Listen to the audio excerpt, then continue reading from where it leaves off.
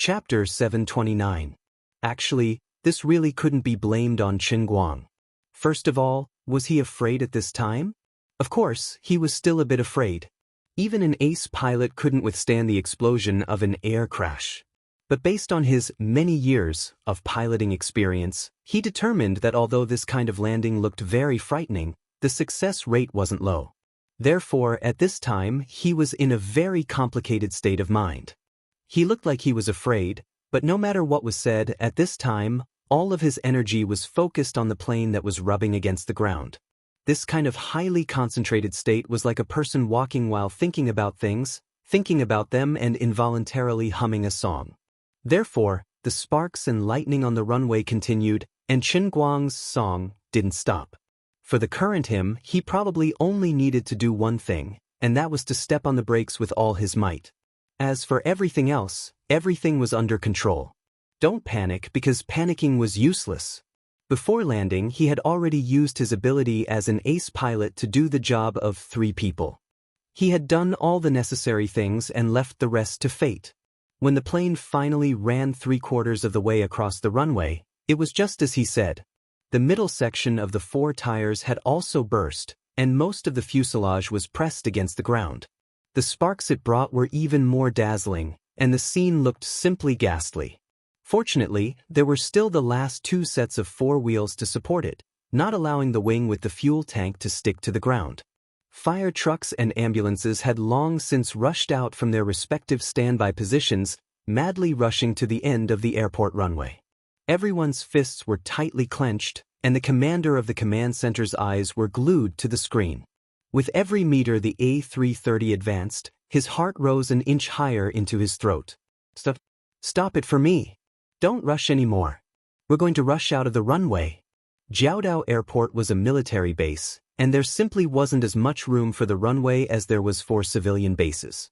At the end of the runway was a dense forest with uneven ground. If they couldn't control it and rushed out, the wing that was already on the verge of collapse would inevitably break. In particular, there was still a lot of fuel left in the fuel tank of the left wing.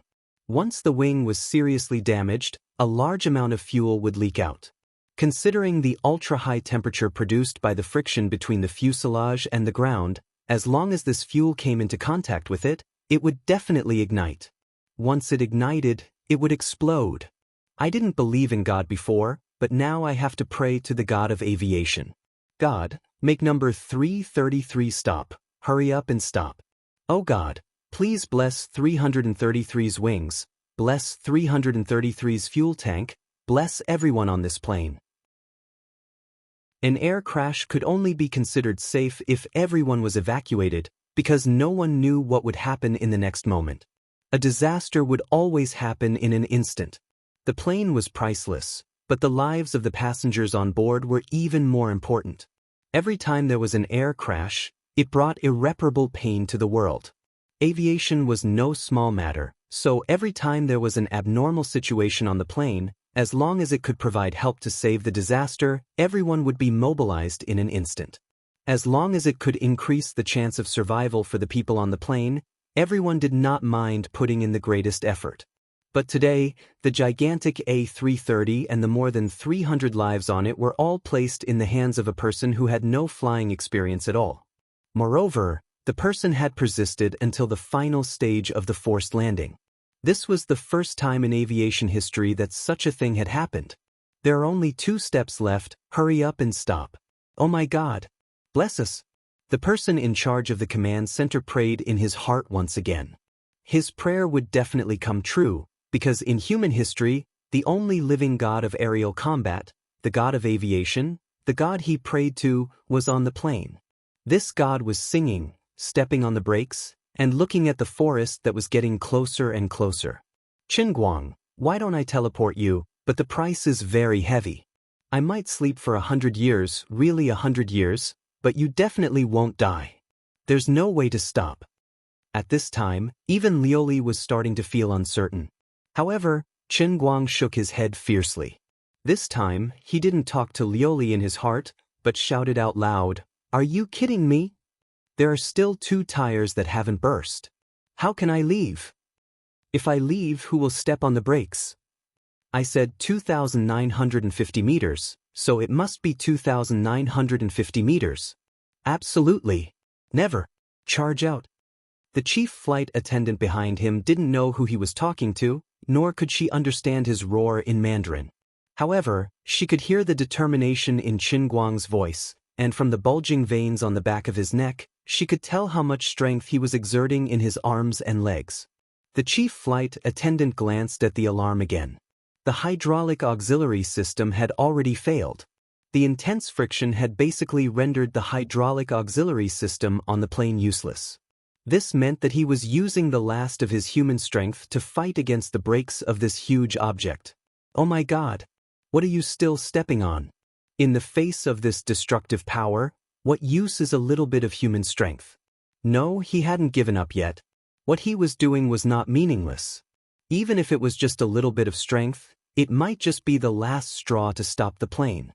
Even if there were only 4 wheels left, he wouldn't let go.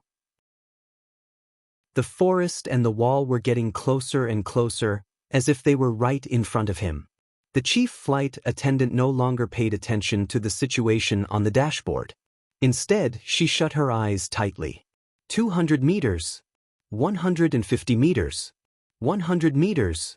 80 meters. 60 meters. 50 meters. 47 meters. It had stopped. The plane had stopped. Roar. The moment the plane finally stopped, all the ground crew members raised their arms and shouted in unison. The firefighters and ambulances let out ear-piercing roars as they rushed toward the plane. After a brief moment of confusion, the people on the plane began to scream and roar. The feeling of escaping from death was hard to describe. Tears of joy were not enough to describe it. It was as if a lifetime had passed. Their hearts felt as if someone had viciously dug them out from their chests and then pressed them back down. Thank God. Thank God for our captain, Qin Guang. Our godlike captain. Our great captain. The person in charge of the command center felt his body go limp. He sat down on the ground, sweating profusely. He had only been standing in front of the monitor, watching from thousands of kilometers away, but he was still so nervous that he felt like he was about to collapse. Chief Qin. You're really godlike. Chen Guang sat in the captain's seat, his whole body limp. He wiped the sweat off his face and flicked his fingers. It's nothing. The scenery of Jiaodao is not bad. How did you do it? 6 tires burst, 2,950 meters of braking distance, and you only missed by 3 meters. Chen Guang wiped his sweat again. It's still not perfect. The hydraulic system malfunctioned, and the last half of the plane lost its braking force. The last 4 wheels were not fully utilized. Otherwise, it would have been 2,950 meters. It was a miscalculation. I even bent the brake pedal, but it's still useless. The quality of your steel is too bad. The person in charge of the aviation center, the old men in Beijing's conference room, Xian Qin and Wu Miaowan far away in the 5 capitals, Lin Jingwei who was quietly eavesdropping, Jin Shuriwei and Jiang Yage in the London hotel. In the end, everyone had the same thought in their minds. What a beast! Okay, everyone, my mission is not over yet. After he greeted everyone in the communication device, Chen Guang sat up straight with a smile on his face.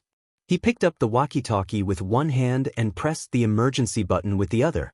He calmed himself down and spoke in a calm tone. Hello, passengers. I am the substitute captain of this flight, Qin Guang. The plane has landed successfully. Please check if your belongings are... Anyway, please leave the cabin in an orderly manner. I have turned on the emergency evacuation system.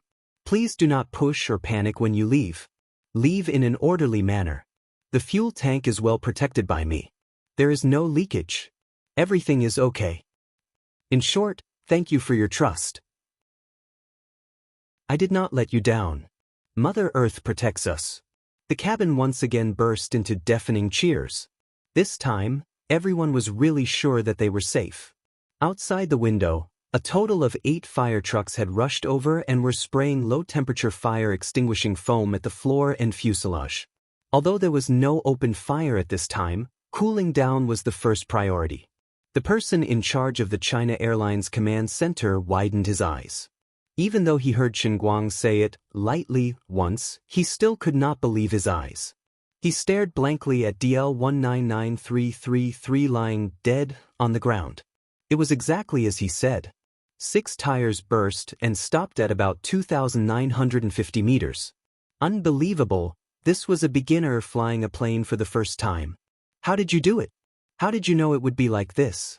After experiencing hijacking, clear air turbulence, and equipment malfunctions, including but not limited to the complete failure of the right-wing engine, transmission malfunctions, the failure of the deceleration pedal, and the inability to use the reverse thrust of the engine, a novice pilot who had touched an airplane for the first time passed through the thunderstorm and survived with more than 300 people. And you were alone. You did the work of the entire flight crew alone. No co-pilot, no pilot, no autopilot assistance. You are a living miracle. This is a godlike forced landing. You are a godlike beginner. Wait, are you a god? Are you still human? If this person had the chance to personally ask this question in front of Qinguang, Qinguang would definitely be happy to answer him. Yes, that's right, young man. Standing in front of you is indeed the strongest pilot in history, a living god of aerial combat. I can fly civil aviation, but I can fly fighter jets even more. Don't panic, this forced landing is just a small test. Pressing the last emergency unblocking button, accompanied by a poochie poochie sound, the air slides under the emergency exits on both sides of the A330 rapidly expanded and extended. Then the emergency exit doors opened, and the crowd rushed down with cheers. Everyone's expression was exceptionally complicated. There was the ecstasy of escaping death, and there was the paleness of shock. When they really did land on the ground from the air slides, they finally confirmed that they were completely out of danger. These people almost hysterically ran forward for a distance, or threw themselves into the arms of the rescue team, or lay limp on the ground. Some people were bawling to vent their emotions, while others were wiping their tears and taking out their phones to call their families, but they were immediately stopped. Others were hugging the rescue team to vent their emotions hysterically. Qinguang took a deep breath and stood up from the captain's seat.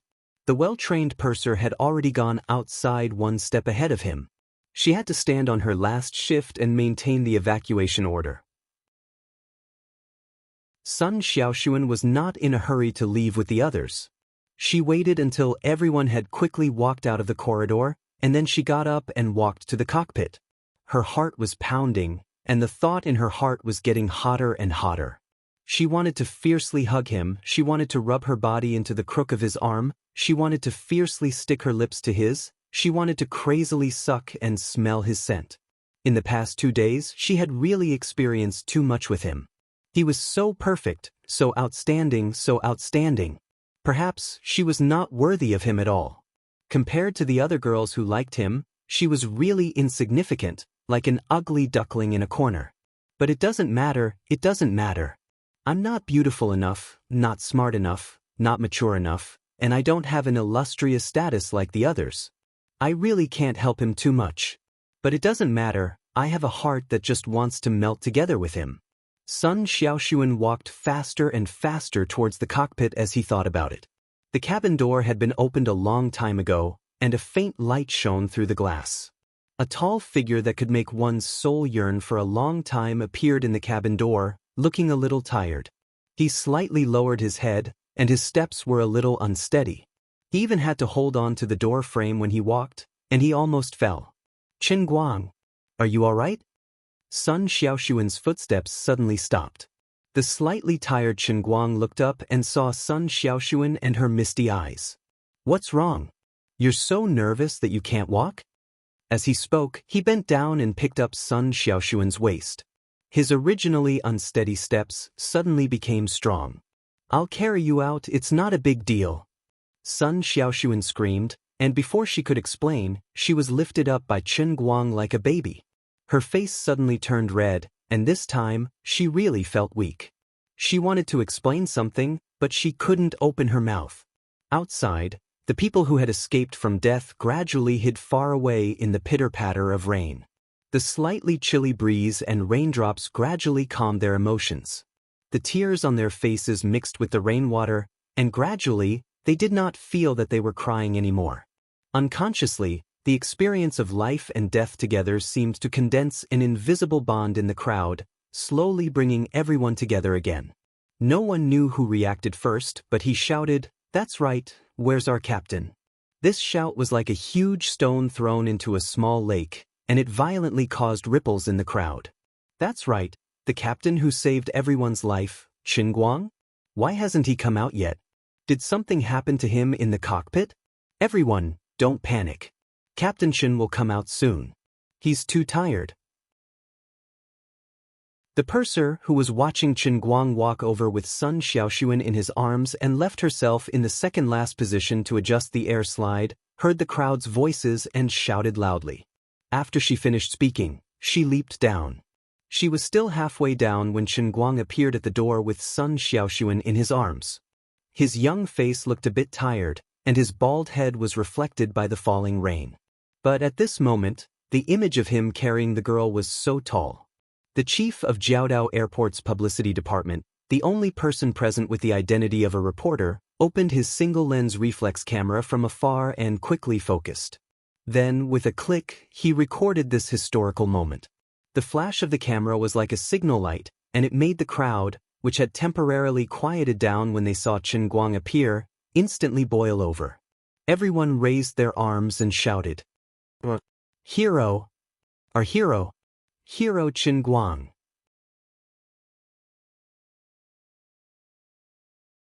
Chapter 730. More than 300 passengers and flight attendants were not the only ones who welcomed their hero.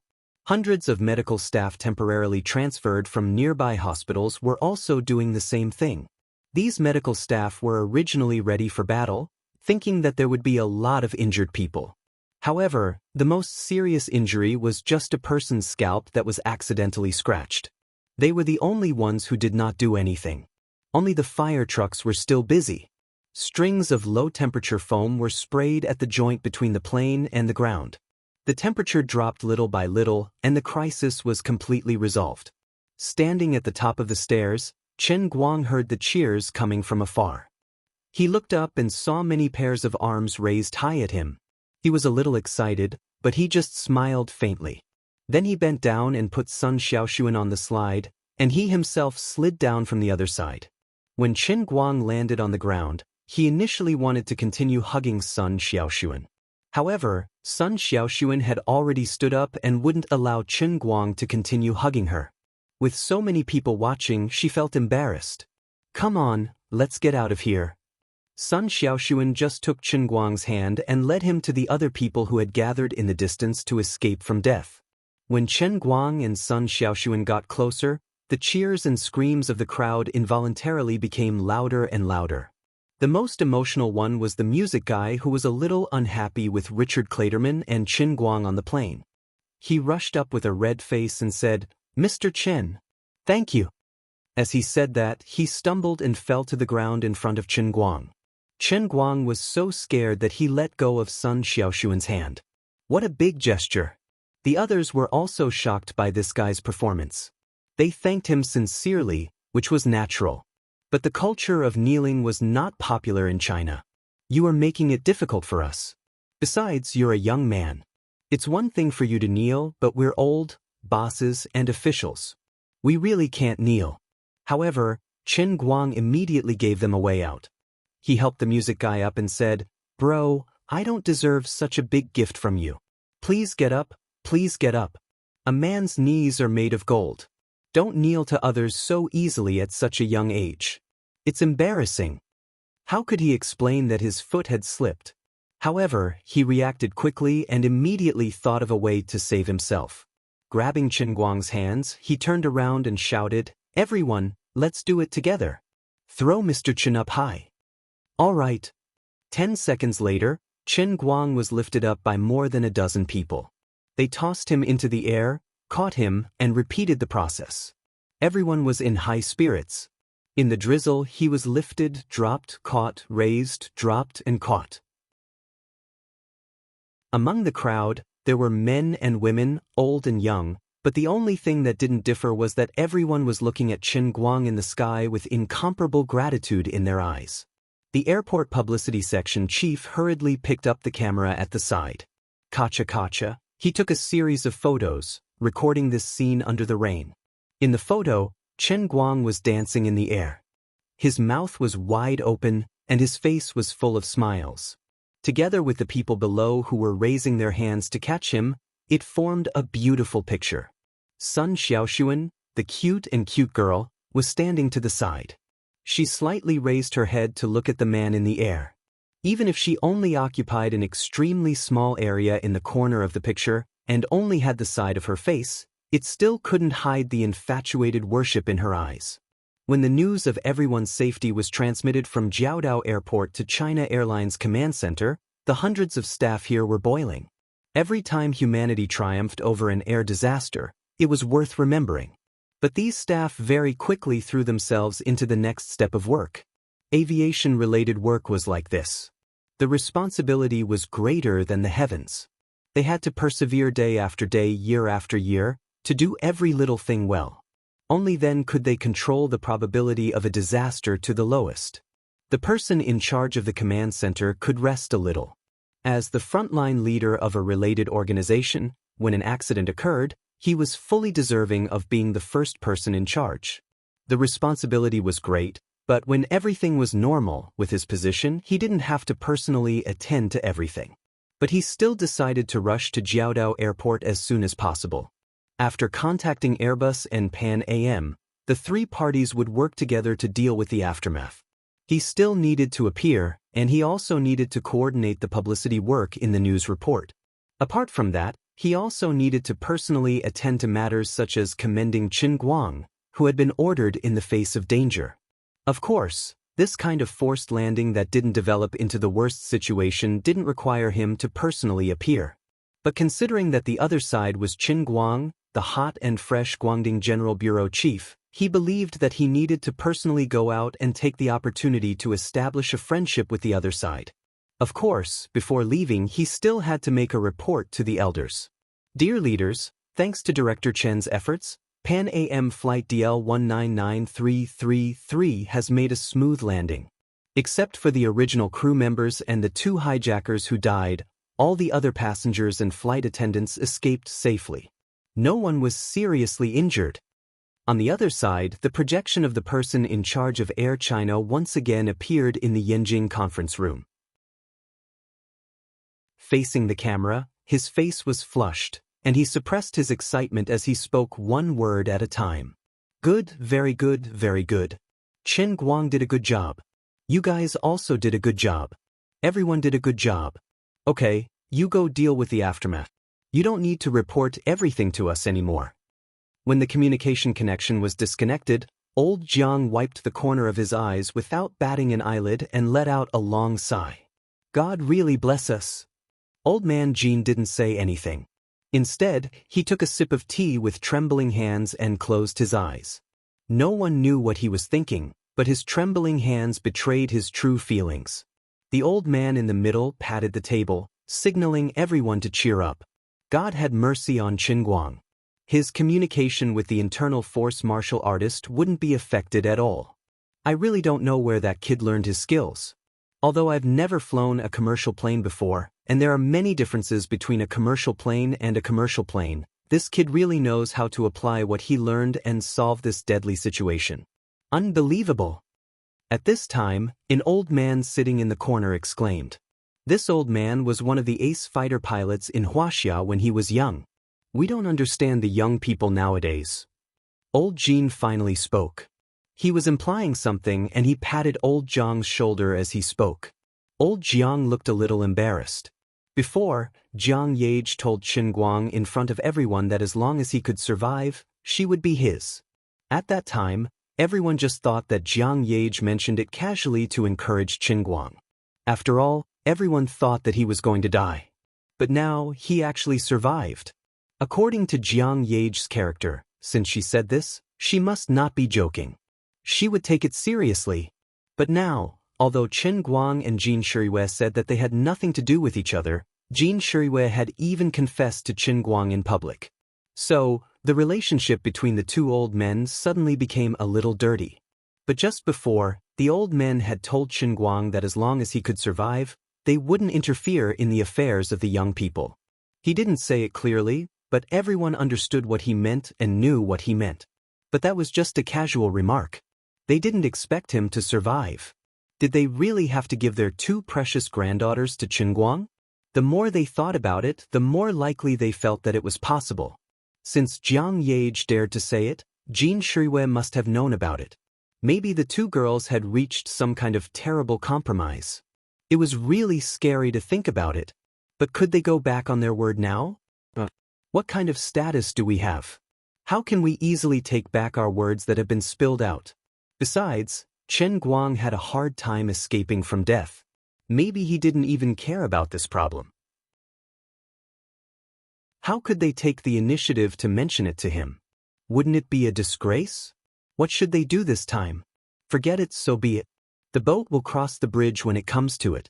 Maybe he's a good guy and won't have any extravagant hopes of two women sharing a husband? The two old men looked at each other again and sighed. Look at this. Jiang Yage and Jin Shuiwei didn't care about what the old men were thinking. The two sisters were already hugging each other crazily, cheering and screaming. Tears gushed out, but it couldn't wash away the ecstasy in their hearts. Xen Qin and Wu Miaowan let out long sighs of relief and slumped on the chairs. Little Miaowan, when the big chrysanthemum grows back, let's forcefully take some of its essence and deposit it in the bank? Little darling, you want to deposit it in the bank? There are banks that specialize in this. Okay. On this side, Qin Guang and the many passengers didn't make a ruckus for too long. Instead, they quickly moved to the Jiaodong City Hotel near Jiaodao for a short rest. At the same time, such a big thing had happened, and too many people and things were involved.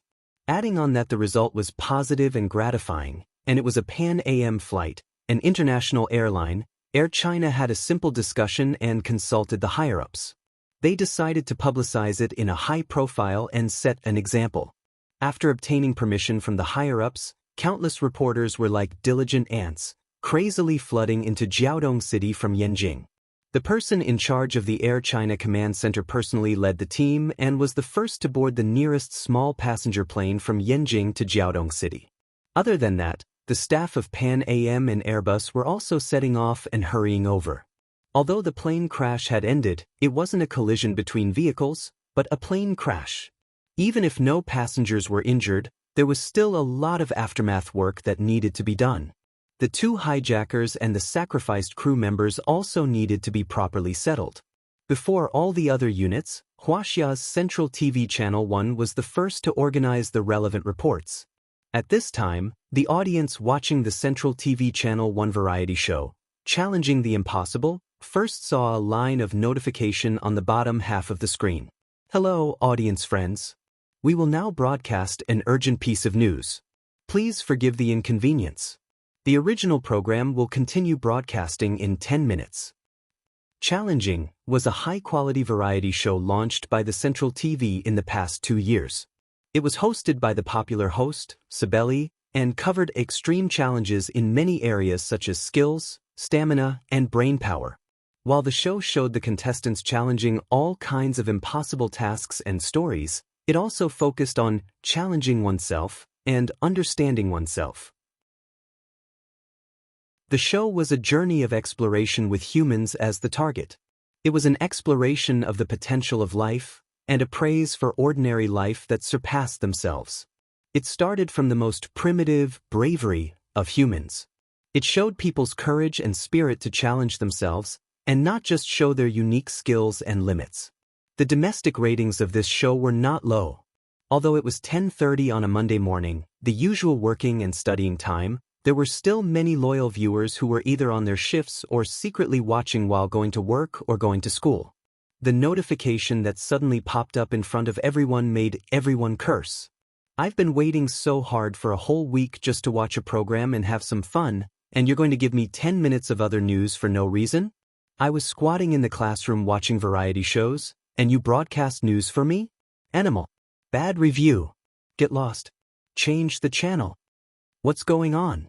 Central TV Department 1 is also doing interruptions? What? It's so annoying. That's right. What unlucky news? Don't tell me it's the G22? Isn't that already over? Forget it. Anyway, it's very annoying. Change the channel. Wait, it looks like an air crash? Heavens! It can't be, right? As everyone was cursing and swearing, the image on the television changed. The first picture of this urgent news broadcast was taken by the chief of publicity at Jiaodao Airport. It was a chilling picture of the A330 leaving a trail of sparks behind it. But in an instant, everyone shut their mouths. An air crash was the most tragic disaster that could happen to human transportation. There was no need to say much. Just a picture was enough to shut everyone up. 5 seconds later, the picture was zoomed to the top right corner with a very simple PPT special effect. The news 30-minute studio layout that the audience was very familiar with appeared on the screen. Sitting in front of the television was an even more familiar face. It was the female host of News Simulcast, who could also be called the national talker. The female host's preparation seemed to be a bit rushed, but she was worthy of being a national talker. After approximately 2 seconds of awkward silence, she said with a solemn expression, "Half an hour ago, Pan Am DL 199333 made an emergency landing at Jiaodao Airport. This is a great forced landing, a miracle of life, and an unprecedented feat in the history of aviation. First of all, please allow me to express my sincerest respect to our hero, Mr. Qin Guang. Please see the detailed report below." This report used a flashback method. After the national talker's image cut away, what followed was the footage taken by the surveillance cameras at Jiaodao Airport from a distance.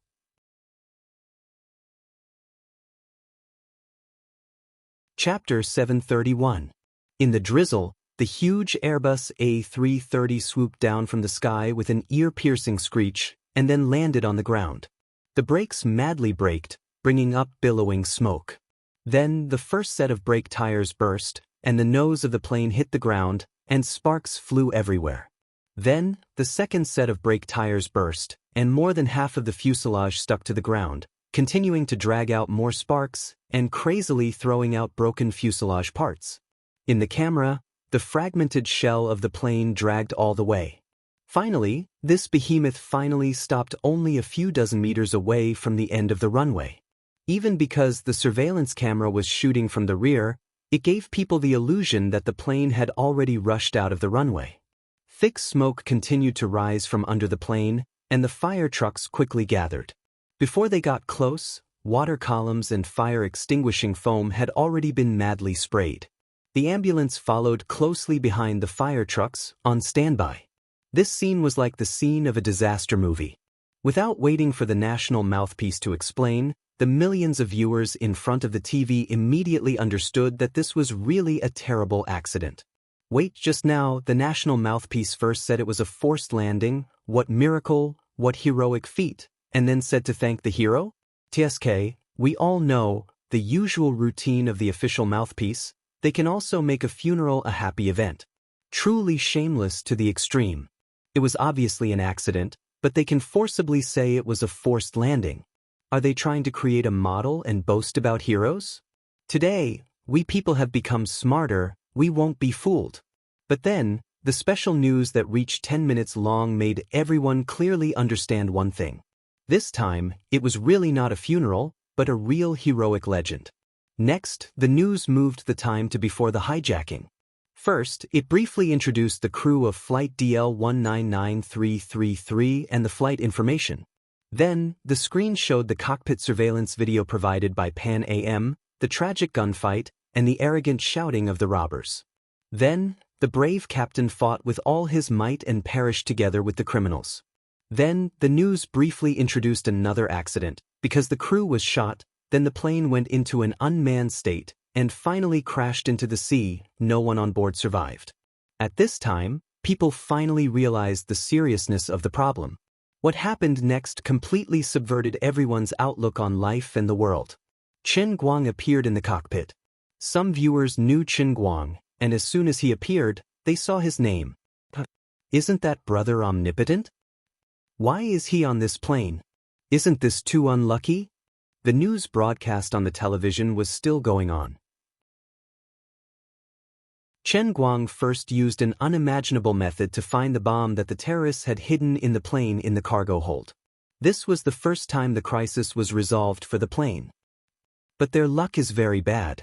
At this time, the plane is still flying towards the terrorist base, and at this time, Mr. Chin has not come into contact with controlling the plane at all. Since there was no other experienced pilot on the plane, he took over the heavy responsibility without hesitation. On the screen was a short video of the purser explaining some equipment to Chen Guang. After that, the plane unfortunately encountered clear air turbulence, which is a very terrifying weather phenomenon. The right wing engine was damaged, and it caught fire and exploded, causing a fuel leak. The plane was in a precarious situation. Hey, we don't need you to tell us that it's dangerous. The plane only had 2 engines to begin with. How could one of them not be dangerous? It was still leaking oil. Damn, the plane was flying in the sky and still leaking oil. It was practically exploding on the spot, okay? However, in the face of this sudden change, the Chen Guang on the screen was very calm and very calm. Flying with a single engine was not as impossible as imagined. Through reasonable power distribution and adjusting the tail, the plane could still maintain stability at high speed. A large plane was not as fragile as imagined. However, Chen Guang was even more stable. In the face of this crisis, he did not panic. He still worked very hard to crazily absorb even the slightest bit of aviation knowledge. Even though he was so tired that he was yawning crazily, he still tried his best to persevere. For a person who had never come into contact with aircraft piloting, it was too difficult for him to pilot a large civil aircraft like the Airbus A330, which only had 1 engine and had to be in full manual mode during an emergency landing. This was not the worst part. When they heard that the plane had to make an emergency landing through thunderstorms because of a lack of fuel, people's mouths opened wide. At this time, how many people remembered that they were watching Challenging the Impossible just now? For the person on DL 199333, to survive was to challenge the impossible, okay? But then people saw something even more incredible. Brother Allrounder, who said that he did not know how to fly the plane, suddenly started it. They saw him jump left and right in the captain's seat and the co-pilot's seat. His operating movements were incredibly fast. Those who did not understand aircraft piloting would only feel that his movements in the surveillance video were amazing. Those who understood a little would understand how amazing his performance was at this time. What a terrifying learning ability. One person seemed to be in a hurry to control 3 people, but in fact, every one of his decisions was perfect. The data in the black box had been partially transferred out. The experts interpreted that during the entire process of the emergency landing, he dealt with a total of 198 abnormal information provided by the central monitoring system. But he never made mistakes, and he could make the most correct response every time. But this was not the most terrifying thing. What was even more terrifying was that his decision-making time never exceeded 2 seconds. It was as if he did not need to think at all to find the key to the problem, which even the most professional veteran pilots could not do. In addition, he made a total of more than 500 micro-adjustments to the various parameters of the plane throughout the entire process, but he never made a mistake. Every micro-adjustment increased the chance of survival by 1 point. Especially when passing through thunderstorms, his series of dazzling and complicated operations could be called a civil aviation textbook. Alignment of the runway before landing was also a big problem. But when the aircraft's steering performance was impaired, his mysterious precise steering operation of the glider was even more accurate than autopilot. His mysterious forced landing at 154 knots was an unsolved mystery. How did he calculate in his mind, and how could he predict everything so accurately? How did he know that he could land at 154 knots at the end of the runway? What was the basis of his calculation? All these signs pointed to one thing. In less than 2 hours, all-rounder Chen Guang evolved from a complete novice to an incredible god-level pilot. The entire news broadcast was 10 minutes long, of which at least 7 minutes were focused on Chen Guang, interpreting his mysterious rapid evolution from all angles. The last scene stopped at the moment when the plane was taxiing on the runway, and he shouted, "How can I leave?" No one knew who Chen Guang was talking to at that time, and the news broadcast did not clearly explain. Lastly, let us thank Chen Guang once again.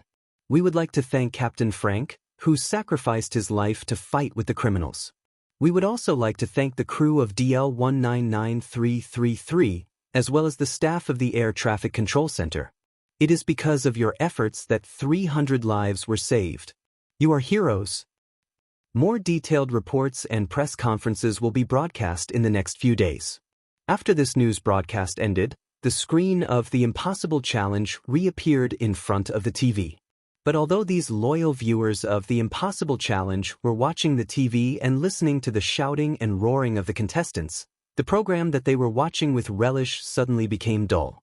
Compared to Chen Guang, what these contestants in the Impossible Challenge did was simply child's play. Chen Guang was like this, grinding a gun at the last minute to become a god-level pilot, 1 against 3, turning the tide. This was the Impossible Challenge. Maybe it was a coincidence, or maybe it was the arrangement of fate, but the emergency news about the crash landing of flight DL199333 happened to be broadcast in the Impossible Challenge. Comparing the two, it maximized the effect of this sudden news broadcast. Many people were still thinking about Chen Guang's words. Why did he suddenly shout, "How can I leave," without rhyme or reason? Oh yes, it must be that he was mentally and physically exhausted at that time, and he was on the verge of fainting. He was actually talking to himself. He was using his will to overcome himself and surpass his limits. What a great person. So sometimes, overinterpretation was a very unpredictable thing. In fact, Chen Guang was talking to Liuli, but no one knew. Instead, it made people imagine and analyze things in a different direction, forcing his image to become even greater. Chen Guang was lying in the hotel room, watching TV and smacking his lips. As expected of Central TV, their efficiency is really high. It's only been 20 minutes or so, and they made it look like a documentary. Actually, I'm not so tired that I'm yawning and forcing myself to study. I'm really asleep. In fact, he complained a lot throughout the whole process, which was not suitable for children. However, the relevant staff of Central TV had also received a hint from someone and only kept some of the more positive scenes in the entire news broadcast. Just the old master's ridicule alone was quickly ignored. Chen Guang, why aren't you asleep yet? At this moment, Sun Xiaoxuan came in without knocking on the door with a bowl of hot soup. You should rest well. Chen Guang shook his head. What rest? I'm not that weak. By the way, I'll get someone to buy a flight ticket from Jiaodong to Yanjing. I have to leave tonight at the latest. You're still taking a plane? Do you have to leave in such a hurry? Sun Xiaoxuan was a little scared. Chen Guang saw her like this and smiled. What are you afraid of? We've already survived such a bad situation. Can it be any worse? I really have to leave now. Don't I have to play the piano at the National Museum of Art the day after tomorrow? I can't delay it. I have to go. But someone just came to inform us. They especially wanted me to tell you that they hope you can attend the press conference tomorrow at this hotel.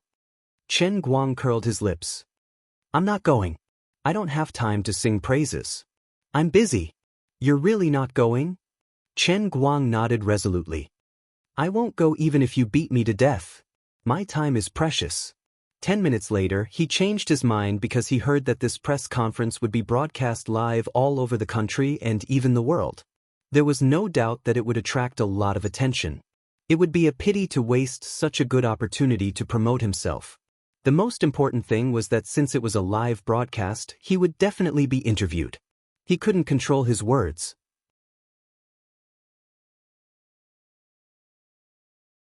Chapter 732.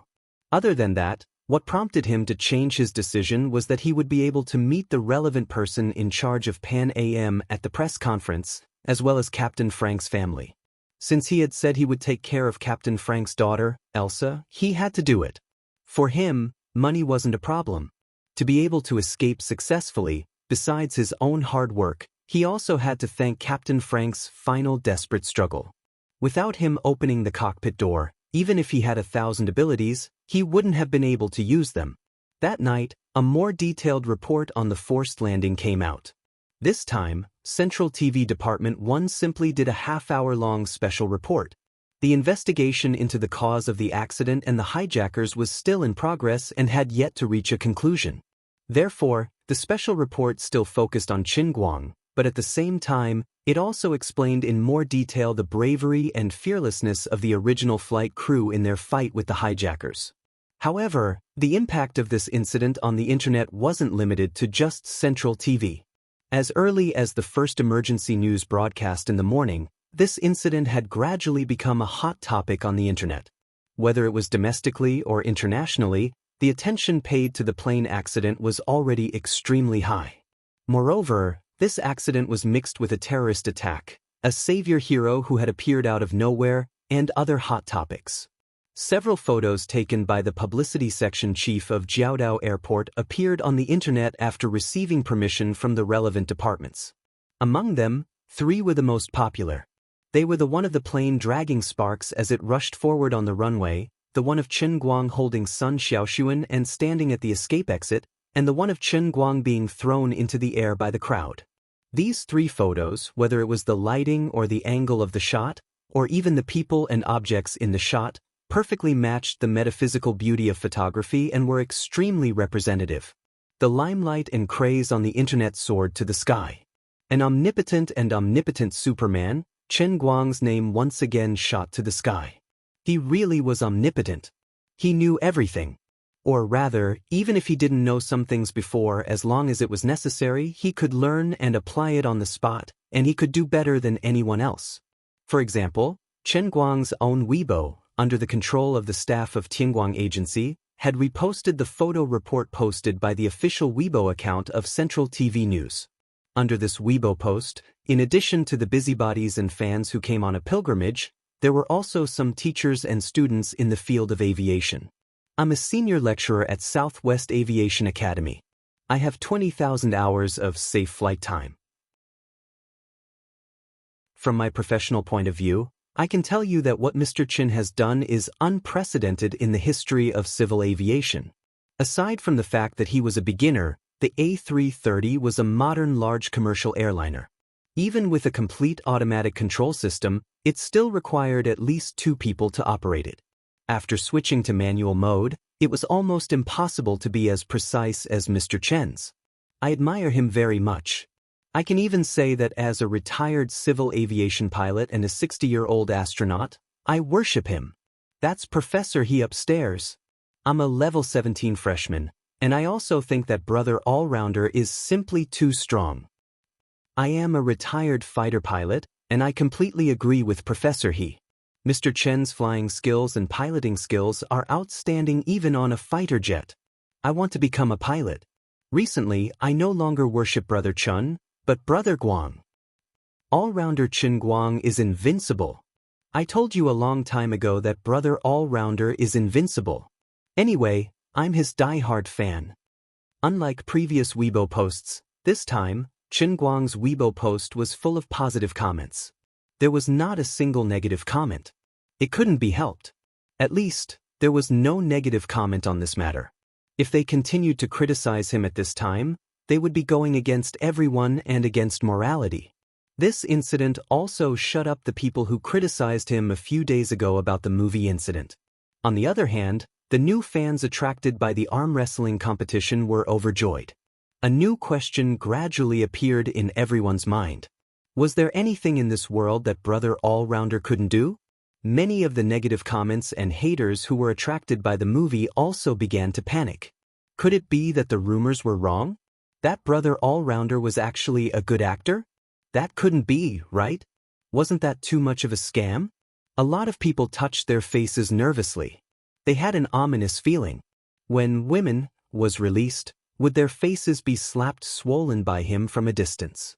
Perhaps it was because Qin Guang had attracted too much attention on the internet and in the public eye recently, but no matter what, Central TV Department 1 Special News had achieved an unprecedented high viewership rating in recent years. It was even higher than the viewership ratings for the season finale of Empresses in the Palace and Langya List, which had been very popular recently. Many people even put down their games and waited in front of the TV at 9:30 p.m. just to watch this special report. They saw another epic forced landing, an unprecedented hero in the history of aviation. Of course, the entire report was not full of highlights. There were still some negatives. Perhaps it was a mistake by the central TV staff, or perhaps they deliberately wanted to highlight Chen Guang's bravery and calmness, but they cut out the part where he sang at the last moment. Well, thank God there were still some things that this guy didn't know. Judging from his out-of-tune and foreign singing voice, there was no doubt that he was the singer of souls, a Naga siren from hell. Fortunately, if he was also a singing god, then the world would be too unfair. "You're so cute." Hearing the terrible singing coming from the TV, Sun Xiaoshuan, who was sitting with Chen Guang in front of the TV, covered his mouth and laughed. "Damn, how could I sing at that time? I must have been controlled by some evil force. I have no memory of it at all." Chen Guang also blushed. This leader of the TV station was really poisonous. Wasn't he smearing his great image? Fortunately, the TV station couldn't post comments, or else they would be flooding over. "We're on the same side, please don't sing." "Brother all-rounder, if you don't sing, we can still be friends." "Soul singer all-rounder, singing doesn't need money, only life." "I'll give you Buddha jumps over the wall, please don't sing." At 10 o'clock the next morning, in the most luxurious hotel in Jiaodong City, hundreds of reporters from all over the world gathered together. Although the investigation of the plane accident could not produce too many results in just one day, they could directly interview the godlike Captain Chen Guang at this press conference, which still made all the reporters scramble. As for other ordinary passengers, they were questioned by the accident investigation team one after another yesterday, but these passengers were not very clear about the situation before and after the accident. Only the first-class passengers knew that there had been a fierce exchange of fire in the cockpit before the hijacking, and then some passengers helped the flight attendants clean up the mess. The information that the accident investigation team could learn from the ordinary passengers was more or less the same. As for the compensation for the accident, this was something that the airline needed to deal with slowly afterward. After all, it was impossible for the airline to bear no responsibility for letting terrorists sneak into the crew and bring weapons onto the plane. In other words, if the plane had not been diverted after being hijacked, the plane would not have encountered the clear air turbulence that caused damage to the right-wing engine, and naturally, the subsequent series of events would not have happened. At 10 o'clock the next morning, the press conference was held on time. The entire press conference first took about an hour to explain the latest progress of the accident investigation. The experts had further investigated the black box and the plane's monitoring equipment and reached the latest conclusions. In fact, the content was similar to last night's special report, but this time it was spoken by a person, and the matter was explained more comprehensively. Chen Guang's performance yesterday, which had even dazzled the eyes of professional pilots, was now being interpreted in more ways. On the surface, this was just a forced landing completed by manual operation.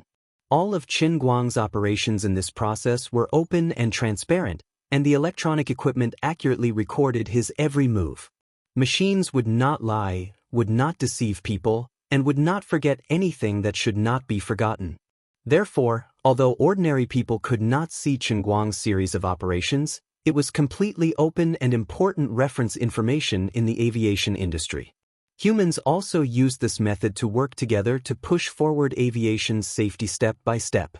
In just one day, his operation records had appeared in front of almost all relevant technical personnel and experts who were interested in participating in aviation safety construction around the world. More and more people were involved in interpreting his operation records, trying to crack his methods, and even trying to sort out new aviation operating standards from his manual operation records and compile them into manuals. But the incredible happened. People could not understand his operation. Saving the air disaster was not accomplished overnight, but it was a series of countless operations that were linked together. Any mistake in the middle, any parameter adjustment that was too large or too small, could lead to irreversible consequences. In particular, there were multiple factors such as operating with a single engine, oil leakage, passing through thunderstorms, and operating alone, which made it even more dangerous. But Chen Guang did it. At first, the members of the Aviation Association could hardly believe that he had no piloting experience, but a lot of Chen Guang's information was open to the public, and they did not need to investigate too much to know that he had never touched the control panel of an aircraft. The most frightening thing was that he was not a blind cat running into a dead mouse. Every step of his operation seemed to be extremely rushed and random, but when these steps and links were combined, the final result was a near-perfect forced landing. The landing seemed thrilling, but the results seemed to be perfect. He even said in advance that he would stop at 2,950 meters and that 6 tires would explode. This was too monstrous. It was difficult to understand, but he had already become an established fact. Therefore, his dazzling series of random presses, whether they did not understand or doubted it, must have been reasonable in his heart. Aviation safety was only judged by the result. He succeeded, so his operation must have been reasonable, and it could be said to be correct in a sense, and it should also have reference value. But we can't understand it. Breaking down to every step, we all understand. It was nothing more than adjusting the amplitude of the tail, increasing the air pressure, increasing or decreasing the power output, opening or closing the flaps, increasing the hydraulic pressure, and other basic operations. But how could these small operations, when linked together, form the most perfect result? The experts and scholars could not understand, and even the most experienced pilots could not understand. His series of operations was simply like a bottomless pit. The more people tried to decipher it, the more unfathomable they felt, as if every step of his was full of deep meaning. How did he do it? What was the basis for his actions? How did he judge? One question after another appeared in the minds of all the technicians. There were only 2 possibilities. Either he was really a person blessed by the gods with incredible luck, and he could save the plane by messing around. Either that, or his flying skills had already surpassed everyone's knowledge and reached a whole new level. How they wanted to stand in front of him and ask him personally, how did he do it? Those who were able to arrive in time today sat in the relatively front seats of the press conference, as well as those from China's domestic airlines. Although many leaders had told them in advance not to ask too complicated questions about Chen Guang, they had to help maintain his image. But these experts and technicians still felt uncomfortable. Why was the explanation of the accident not over yet? Why hadn't Chen Guang come out yet? We are so anxious. The reporters were actually in a similar state of mind. They could listen to the explanation of the accident at any time, but the person they wanted to interview the most was Chen Guang. Hurry up and let him come out. Those who were watching the live broadcast in front of the TV were thinking the same thing. No matter how urgent the situation was, it was still safe and sound. The dangerous situation they were talking about sounded scary, but we didn't really understand it. We just wanted to see Chen Guang. Finally, the host of the press conference stood on the stage again and said with a smile, "Seeing that everyone seems to be impatient, I won't waste everyone's time. Next, we will directly invite our hero, Chen Guang." The applause was thunderous. Whether it was the reporters or the technicians, they all clapped until their palms turned red. Chen Guang, who looked quite energetic after being pressed down on the chair by Sun Xiaoxuan, was now standing backstage. "When you go up later, don't be nervous. No, don't even think about whether you are nervous or not. Just smile. If someone asks you a question you don't understand, just play dumb.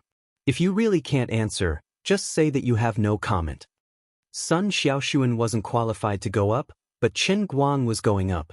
She was even more nervous than Chen Guang. She said she was telling him what to pay attention to, but in fact, her voice was trembling.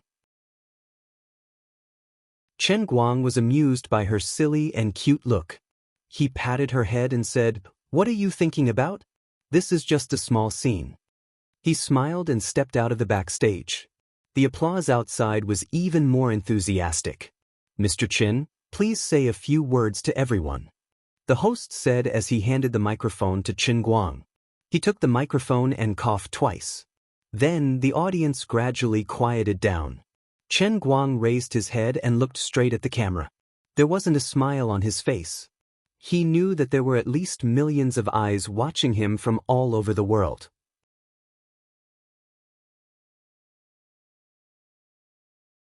Chapter 733. In fact, he had wanted to show off, but he had just met Frank's family backstage. Elsa was a fat girl in high school in the United States. She and her family had only arrived less than an hour ago. They didn't even have time to look at Captain Frank's body before they were pulled over by the vice president of Pan Am Airlines, who claimed that it was a positive publicity. Her mother was a typical American woman. She was a little fat, but she was also very strong. She had been holding Elsa, who was crying, and patting her head to comfort her. Chen Guang had immediately scolded the vice president. How could you be so unreasonable? They had flown thousands of miles here to take care of their family's funeral arrangements. They hadn't even seen the body yet. Who would be in the mood to sing your praises? At that time, Chen Guang had donated $100,000 to Frank's wife and daughter. He had entrusted Tang Xiaokai to transfer the money in the United States. The vice president of Pan Am had also asked the driver to send them to the funeral home. Therefore, Chen Guang, who was standing in front of the camera, wasn't very happy. Hello everyone, I am Chen Guang. Then he forced a smile on his face. There was another round of applause.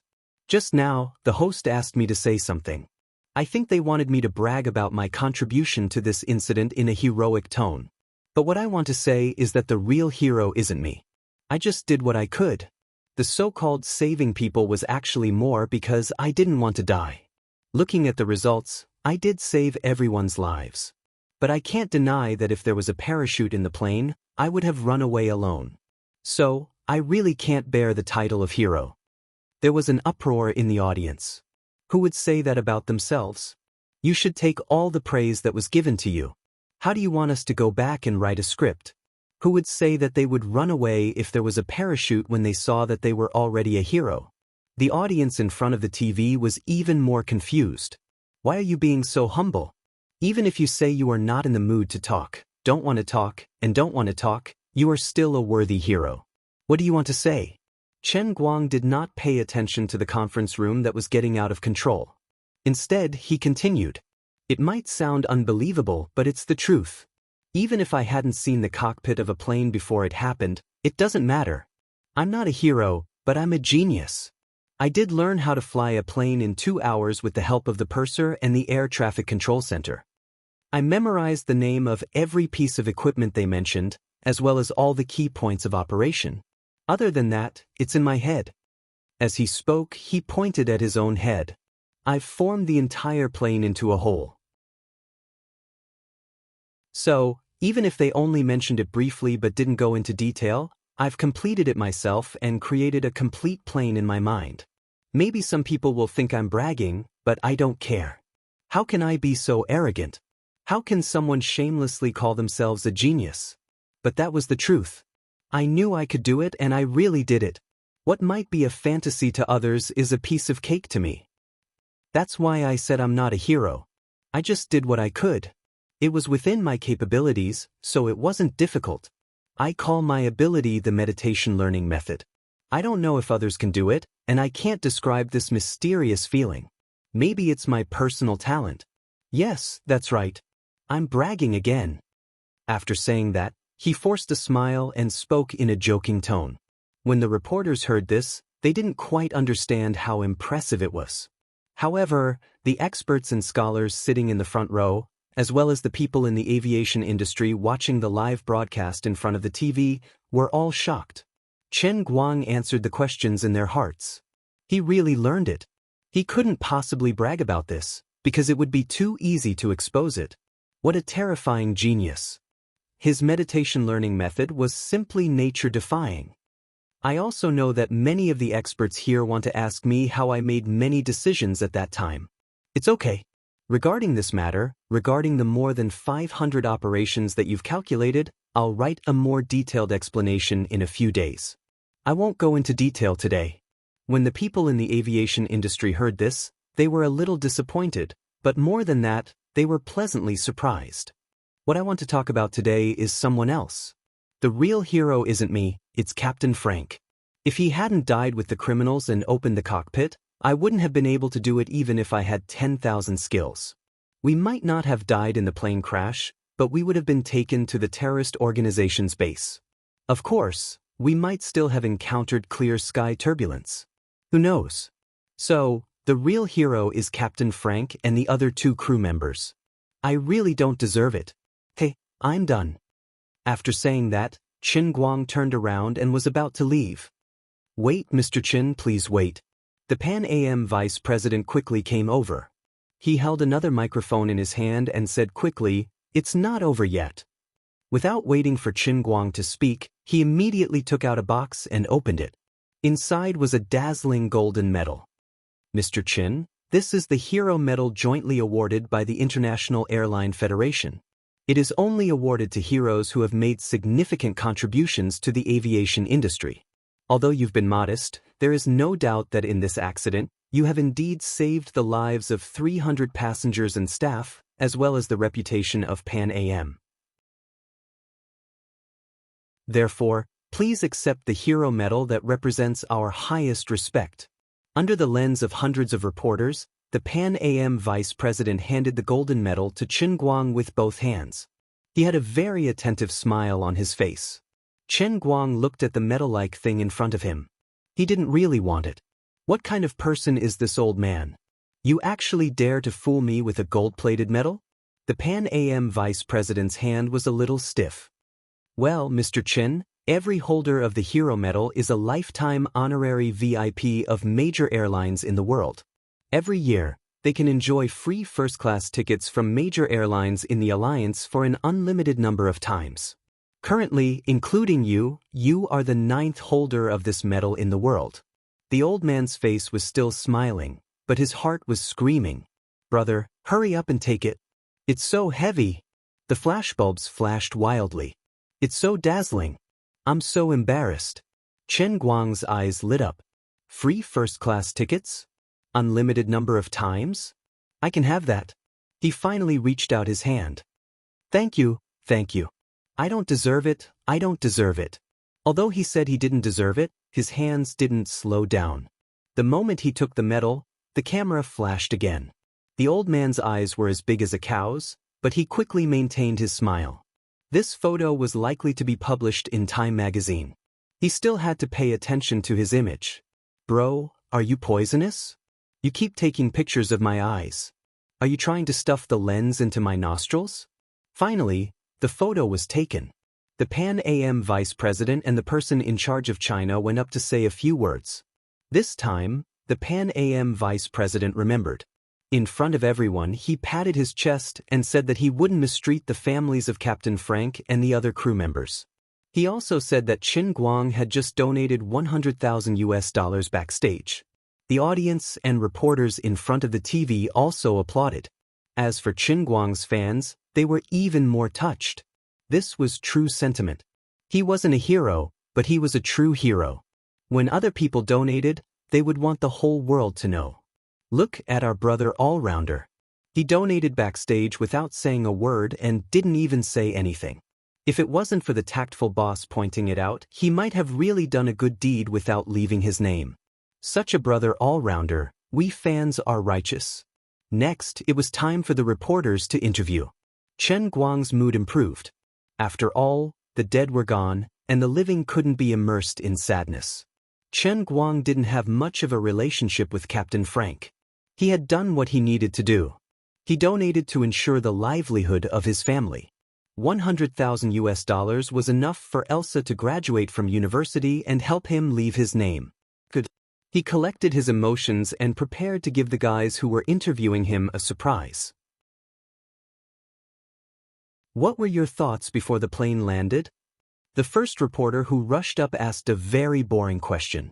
A normal person would have answered that it was for responsibility, for the sake of survival, for the sake of 300 lives, and so on.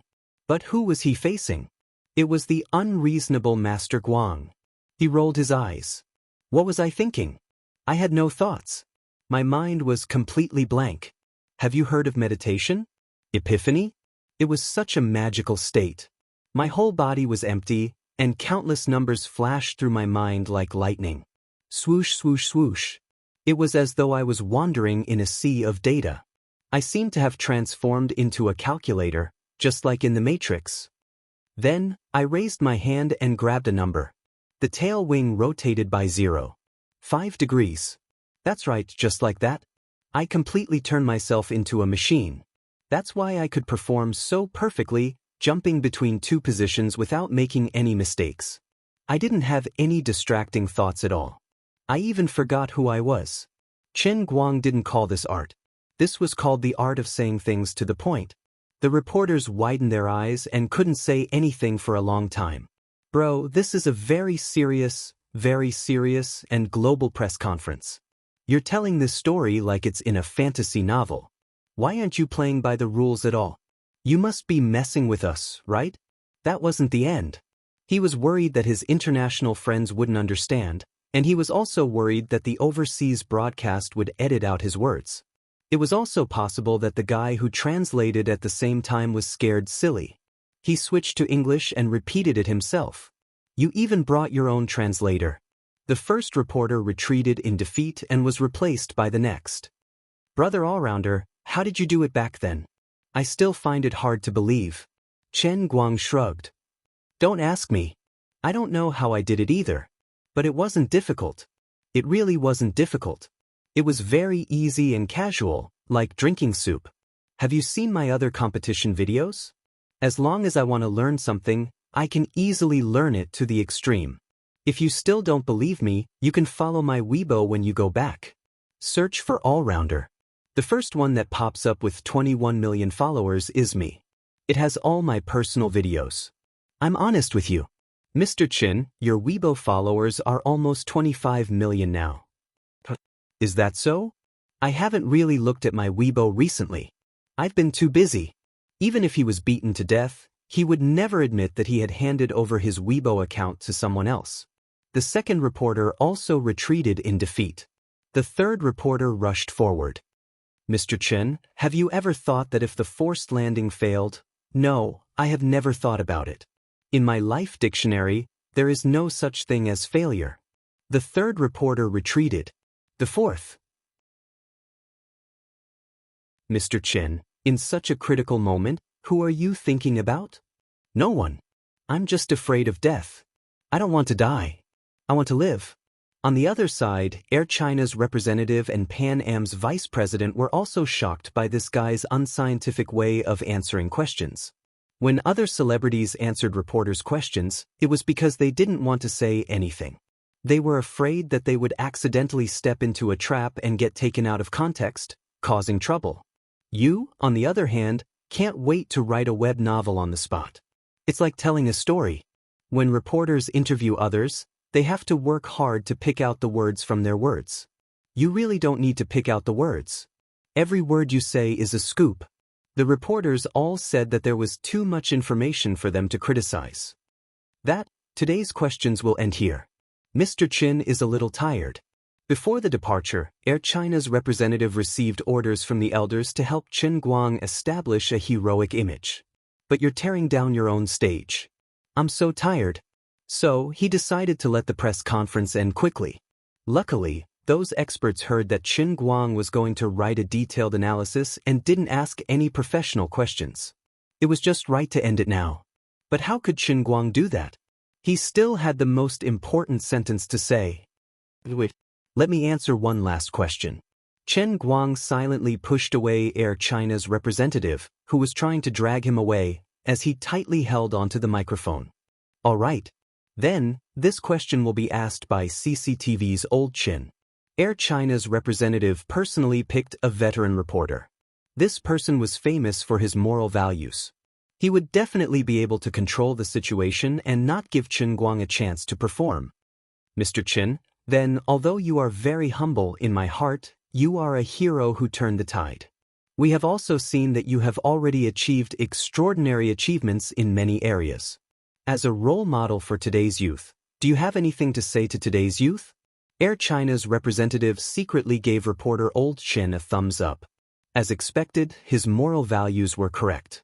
These words were too appropriate.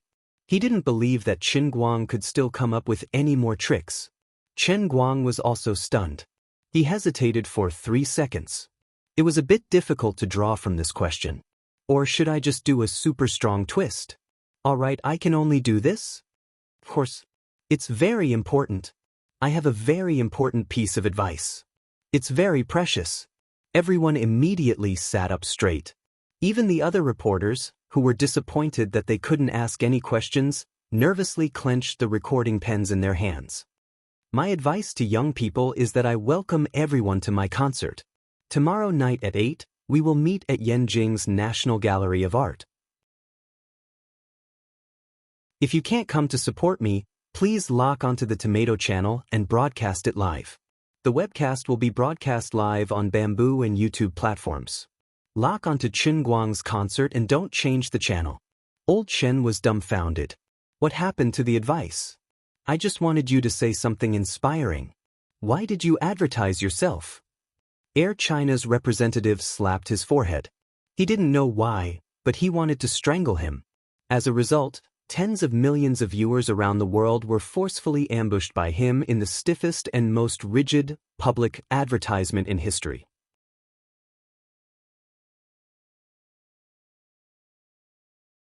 Chapter 734. Thank you, everyone, for attending today's press conference. The next step of the accident investigation will be continuously updated on the aviation safety website. We welcome everyone's supervision. We will cooperate with the investigation company, Pan Am, and Airbus to produce a complete accident report as soon as possible. Aviation safety is the lifelong pursuit of all of us. We will treat every accident with the most serious and rigorous attitude. Whether it was a successful forced landing or a failed forced landing, it will be a warning bell ringing above our heads. In short, thank you everyone. The China Airlines representative finally couldn't sit still anymore. He snatched the microphone from Qin Guang and spoke like a machine gun. After that, he passed the microphone to the Pan Am vice president and then moved closer to Qin Guang's ear. My grandpa Qin, that's enough, it's really enough. Let's go? Please spare me. How am I going to explain this to the higher-ups when I get back? Explain? Explain what? Qin Guang didn't continue making a fuss. His goal had been achieved. Looking at his performance, it was already past 1 in the afternoon. After eating, he could catch a 2 o'clock flight to Yanjing. The higher-ups said that this time, you've done a great service, a real great service. They want me to cooperate with you and make your image as positive as possible. You're like this, I really feel like I can't do anything. The China Airlines representative ultimately sold out the elders. Chen Guang smiled and patted the uncle's shoulder with more maturity. No. I never wanted to deliberately create a positive image. How I am, I let others see me as I am. Wearing a mask and acting, doing one thing in front of others and another behind others, this kind of life is too tiring. Also, the netizens these days are really smart. What people do, the heavens are watching. Whether or not my image is positive, everyone has their own opinion. Blindly packaging will only backfire. If you want me to be like those leaders and say dignified words, it's not that I can't, but that I don't want to. Don't worry, there won't be any problems with what I said today. After Qin Guang finished speaking, he patted the man's shoulder again and went backstage to the airport with Sun Xiaoshuan. The China Airlines representative stood there in a daze for a long time, not believing Qin Guang's words. But he couldn't refute it. When Qin Guang patted his shoulder in a very mature manner, he almost thought that Qin Guang was his elder. But after waiting for an hour or so, he finally cooperated with several parties to completely end the press conference, and his secretary sent back the online feedback to him. Admittedly, some people felt that Qin Guang was acting too casually on such a serious occasion. However, these doubters were soon scolded to the point where they couldn't tell north from south. The reason was simple.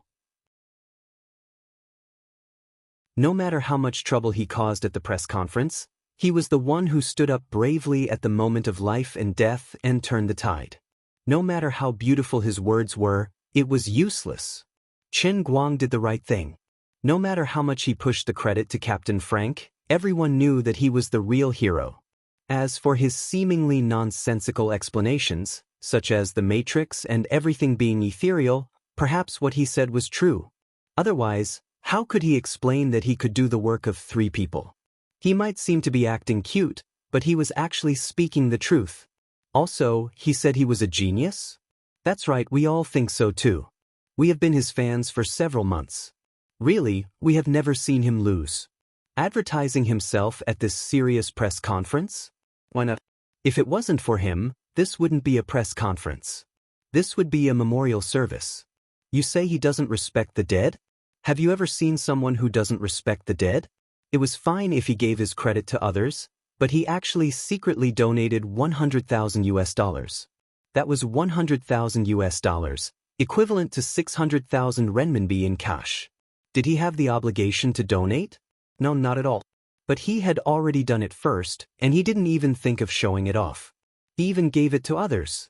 He didn't do it with words. He did it to show his respect to Captain Frank. You keyboard warriors on the internet, if you have the ability, why don't you donate too?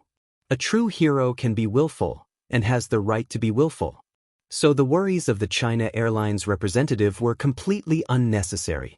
Chen Guang's performance at the press conference not only did not bring him bad publicity, but it was also praised on the internet. It even made many people feel that this person was very real, very down-to-earth. He was not a fictional character living on TV, but a super down-to-earth and super down-to-earth civilian hero. A hero doesn't have to be like a saint, flaunting himself to be dazzling. A hero is also a human, and we like this kind of all-rounder bro. Not convinced? Not convinced. Of course, there were also the older generation who felt that Chen Guang's performance was a little too undignified. They felt that this kid couldn't achieve greatness and was not steady enough. They used their one-finger zen to attack Chen Guang's performance on their personal Weibo. But the times belonged to the young, and the internet also belonged to the young. Not long after, these old men were tearing up from the scolding of these young men. They closed their Weibo accounts and comments. The most pitiful old man even fainted on the spot from anger. Chen Guang and son Xiaoxuan were accompanied by a few China Airlines staff and waited in the VIP area of the airport. There was still half an hour before the plane took off. Actually, son Xiaoxuan was a little afraid of flying at this time, but Chen Guang was in a hurry to go to Beijing, and she really didn't want to take the train alone. So she mustered up her courage and followed. Oh right, Chen Guang, are you going back to school after playing the piano? School starts on the 1st. You still have to take makeup exams, right? Sun Xiaoxuan moved her head beside Chen Guang and looked at the comments on Weibo with him. Chen Guang thought about it.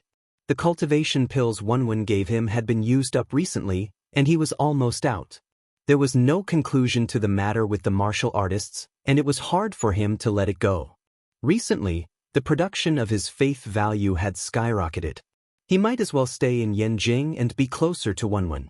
He could ask for more medicine from her and focus on the special training in the cup world so that he could master inner force as soon as possible. Then, he could form the real eagle hero couple with her and destroy the poison sect, dark sect, and other inner force forces that had disgusted him for more than a year, as well as director Ouyang who had fled abroad. Otherwise, even if he returned to school now, he might not be able to live in peace if he was targeted again. The incident where he was chased by 2 Bone Force martial artists was still vivid in his mind. He learned from his mistakes. In the end, he was still not strong enough. I'm afraid it will be some time before I return to Beijing. I'll give up on the makeup exams. How can you do that? Sun Xiaoxuan said anxiously. Chen Guang smiled. It's okay. Help me sign up for recultivation. At the end of the semester, I'll show you the zodiac sign of another genius. True invincible scholar. Are you afraid? Sun Xiaoxuan recalled Chen Guang's legendary career of barely managing to pass every single course he took in the past few years. He wanted to ridicule Chen Guang's invincible bookworm setting, but he recalled Chen Guang's unbelievable performance on the plane. Maybe he was not bragging? Maybe he was just not serious in the past? After arriving in Beijing, Sun Xiaoxuan did not continue to hang out with Chen Guang. Instead, he was dragged away by Gao Ye. Chen Guang went to the National Art Museum alone. The decoration of the museum had started last week, and Tianguang Brokerage was in charge of it. He had been away for a few days, not caring about anything. Fortunately, the others in the company were reliable. It did not make much difference whether he was there or not. Anyway, he had to continue doing what he had to do. Sangu, how are the tickets? Are they sold out? When Qin Guang arrived at the art museum, it was already past 9 p.m. Lu Xiaoyang was still yelling in the venue. When he heard Qin Guang's voice, he immediately turned around. "My boss, thank God. You're finally back. You're too much of a troublemaker." No wonder Lu Xiaoyang was not bothered. He had been working hard on the piano performance, but Chen Fan had gone to America to arm wrestle. When he was done, it was time for him to go back to China to deal with business. Then he had a plane hijacking and a plane crash. If he really didn't come back, then this grand piano performance that was already halfway done would become a complete joke. "What are you doing? Don't panic. Calm down. You are the publicity and public relations manager of Tianguang Agency. Don't embarrass me." Lu Xiaoyang stared at him. To be honest, I still think Chen Fan is more embarrassing. However, he could not say this out loud. There were about a third of the tickets left, but what? But since this afternoon, I don't know what happened, but the booking phone has been ringing off the hook. The online booking system almost exploded. About 2 hours ago, they were all booked. Lu Xiaoyang said very excitedly. Unlike Chen Guang's solo performances in the past, most of them did not charge for tickets. Even if they did, they were very low. There were less than 5,000 seats for this concert. Considering the hasty planning, the National Gallery of Art had spent a lot of money to cut the queue, and to invite a few masters at the last minute, more than 10 million had been invested. The television and online broadcasting rights combined only barely recouped the cost. Considering Qin Guang's terrifying ability to make money in the past, it was really embarrassing for Tianguang Brokerage's team to take on a big task alone, but in the end, they did not make any money. Yu Hong and the others discussed and decided to change their strategy. They set the ticket price at a relatively high level. The lowest price was 300 yuan per ticket, and the VIP tickets near the stage were even more expensive. Although Qin Guang had a lot of fans, only a few of them would come from other places to attend the concert. Although the local fans were passionate, many of them were hesitant in front of the high ticket price. But this was not the main reason. Usually, piano performances were elegant arts, and the audience was not wide. Most people who were willing to spend hundreds or thousands of dollars to listen to a concert were people who really liked the piano and wanted to achieve a certain level of success in it. There were not many people like that. In addition, the matter came in a hurry. From the time Qin Guang said that he wanted to hold the concert until now, only a week had passed. The publicity cycle was too short, the time was too tight, and the radiation was too limited. Although they were lucky enough to invite 5 world-famous masters, the influence of this matter was still limited to Qin Guang's personal fan group. It was almost the next day, but Qin Guang had not returned. There were still 1/3 of the tickets left. In the morning, Lu Xiaoyang and the others were so anxious that their eyebrows were almost on fire. In the end, in the afternoon, there was suddenly a glimmer of hope, and the tickets were suddenly sold out. Now that Qin Guang had returned, Comrade Xiao Lu was very happy. This was called having 2 blessings. What do you mean you don't know? Third Guzi, although you were a talent when you were a paparazzi, it seems that you still have a lot to learn. You still have to walk the road of marketing slowly. Chen Guang said with a heavy heart as he continued, "Did you guys think that I'm just a boss that doesn't care about anything? No, you are all wrong. I am more concerned about my own matters than anyone else. You don't know how hard I work to promote this concert." With that, he walked in. Although time was tight, the venue was decorated decently and elegantly. Is that so? Comrade Xiao Lu followed behind Qin Guang with a confused face. He did not know what Qin Guang had done. "President Qin, are you satisfied with this?" Comrade Xiao Lu followed closely beside Qin Guang. Seeing him nodding his head in satisfaction from time to time, he was feeling proud. Qin Guang acknowledged, "It's all right." "It's only all right? President Qin, look at this piano again." Seeing Qin Guang's attitude, Comrade Xiao Lu felt hurt. Qin Guang looked up at the black piano, which was much bigger than the one he played before. "The workmanship is quite good, and then? Look at it again. Look at your sister. Don't keep me guessing. This is Master Bobrovsky's posthumous work." "I'm sorry, I don't know any Bobrovsky." "Sigh, all right." Alright. I know that you are all working hard. Don't compare yourself to me. This is your job. Do the logistics well, and then I can take care of all the problems. Don't worry, as long as I am here, Qingguang brokerage will only get bigger and bigger. Chen Guang did not discourage him. Although he did not know Bobrovsky, since Buttface had specifically mentioned it, perhaps there was something special about this piano. So he simply sat down on it. Since I have nothing to do, I'll play a few songs to test my hand. Wu Tong walked out of the office, exhausted. Ever since she had been promoted to the district bureau chief in Yanjing, her responsibilities had become much heavier than before. When she was a team leader in Wenxing Town, she was only responsible for leading the charge.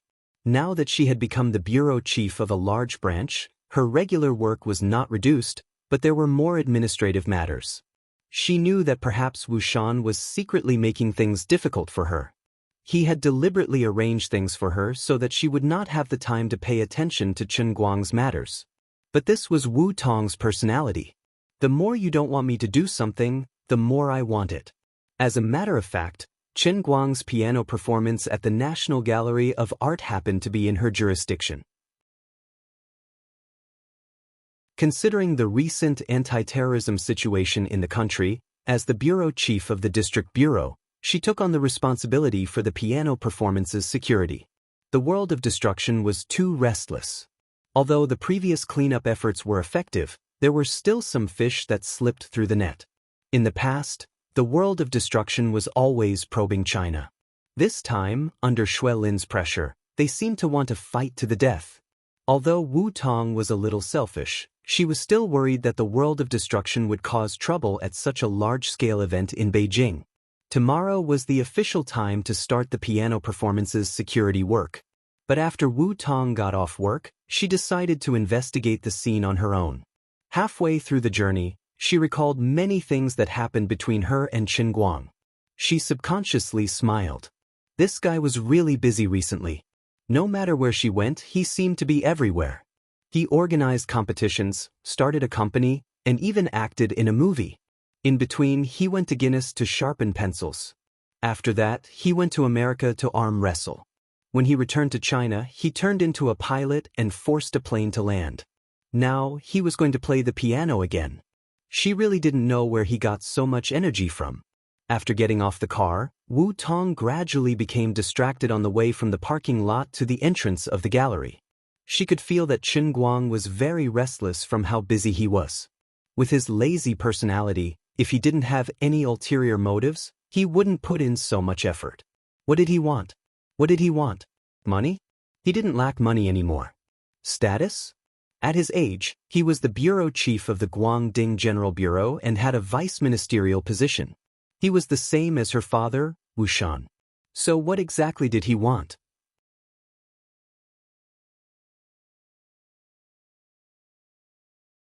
Chapter 735.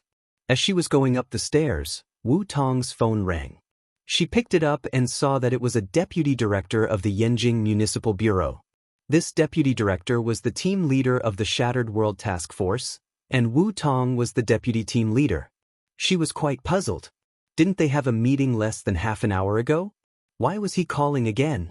Little Wu, the investigation report for DL 199333 came out yesterday. Didn't there just be a press conference in the afternoon? Also, this is not under our jurisdiction, right? You don't say. This really has something to do with our task force. I'm already preparing to set off for Jiaodong City. According to the analysis of the accident investigation team, the two hijackers have a close relationship with the Shattered World. I also just received a notice for our Yanjing task force to assist in the investigation. After all, our task force has the most contact with the Shattered World people in the country. There's such a thing? Wu Tong was shocked. She also knew about the hijacking. Right, there's also a very special piece of information. It said that during the hijacking, the criminals directly called out Chen Guang's name. It's clear that they know Chen Guang. This matter may be related to the terrorist attack that Chen Guang handled in Detroit. Wu Tong's heart itched. Since this matter was related to Chen Guang, she also wanted to go to Jiaodong City. But after thinking about it, she felt that it was more important to stay in Yanjing to be responsible for the security of the piano performance. I've already asked little Qin to send a more detailed file to your email. Take a look yourself. I have a feeling that your security work tomorrow must not be taken lightly. With that, the deputy director hung up. Wu Tong was not in a hurry to enter the National Gallery of Art. Instead, she sat on the stairs and read the information. The accident report regarding flight safety could indeed be made public, but the identity of the hijackers could not be made public. As for the passengers on the plane, although they also heard the criminals call out Chen Guang's name, Chen Guang was a celebrity. They could not think of such a deep reason. According to the information provided by the investigation team, there was indeed an organization behind the terrorist attack that Chen Guang had previously solved at the University of Detroit.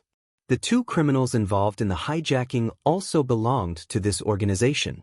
Even though this organization wasn't the Shattered World, they had a close relationship with the Shattered World. Almost every year, they would send people to the Shattered World for military training. Wu Tong's brows furrowed even tighter. From the looks of it, Chen Guang had already entered their sights. If they were from the World Destroyer, they would undoubtedly view Chen Guang as a thorn in their side when Wang Lin didn't stop and failed to kidnap Chen Guang in the United States. Not to mention that Chen Guang even ruined their plans by coincidence. The Special Task Force leader's words did make some sense. They really couldn't let their guard down tomorrow. When Wu Tong walked into the art gallery, Chen Guang was about to play the second piece. The gallery was brightly lit, and the workers were still busy, banging loudly. She hadn't seen him for a long time. When she saw him again, he seemed different from normal people. He sat in front of the piano in his casual clothes. The light that had just been set up shone from the ceiling on his back, giving him a different kind of glow. How did this kid become so handsome again? Am I hallucinating? With just a glance, Wu Tong felt like her breath was being captured by him. This little brother of hers was slowly becoming a star in the sky, and she was still on the ground. He was slowly becoming unreachable and unreachable. She knew it might be an illusion.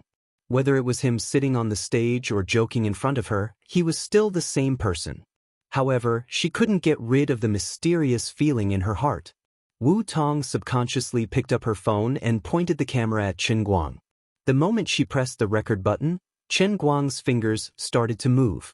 Wu Tong didn't know much about music, but she was addicted to the music without any resistance.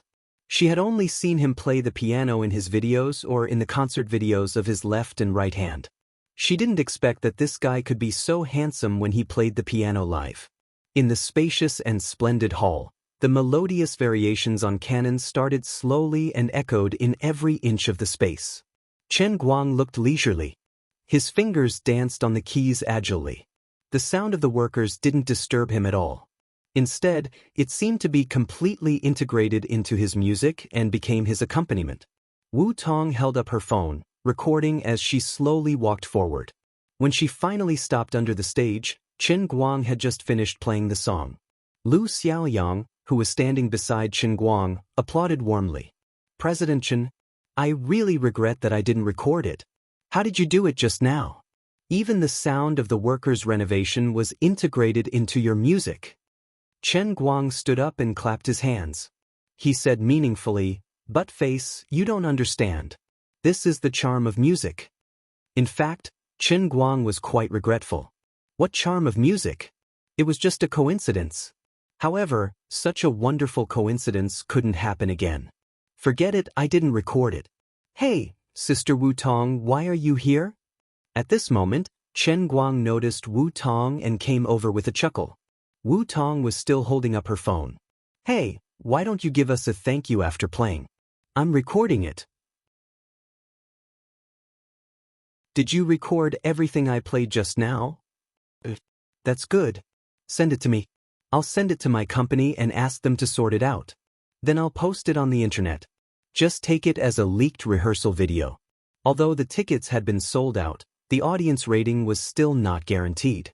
It would be good to have more publicity. "But," Chen Guang said again, "by the way, what are you doing here at this time? Are you not busy with work now?" "Of course I am. Aren't I working overtime?" Overtime? That's right, investigating the scene. I'll be in charge of security for your concert. How about it? Are you touched? Is there a need for you to come? You don't like me, do you? No. I just feel that it's a waste of public resources. Wu Tong shook her head and pulled Qin Guang to the side. After thinking about it, she decided to tell Qin Guang about the potential risks. After listening to Wu Tong, Qin Guang's brows furrowed like a knot. He was also annoyed by the lingering spirits of the world breaker.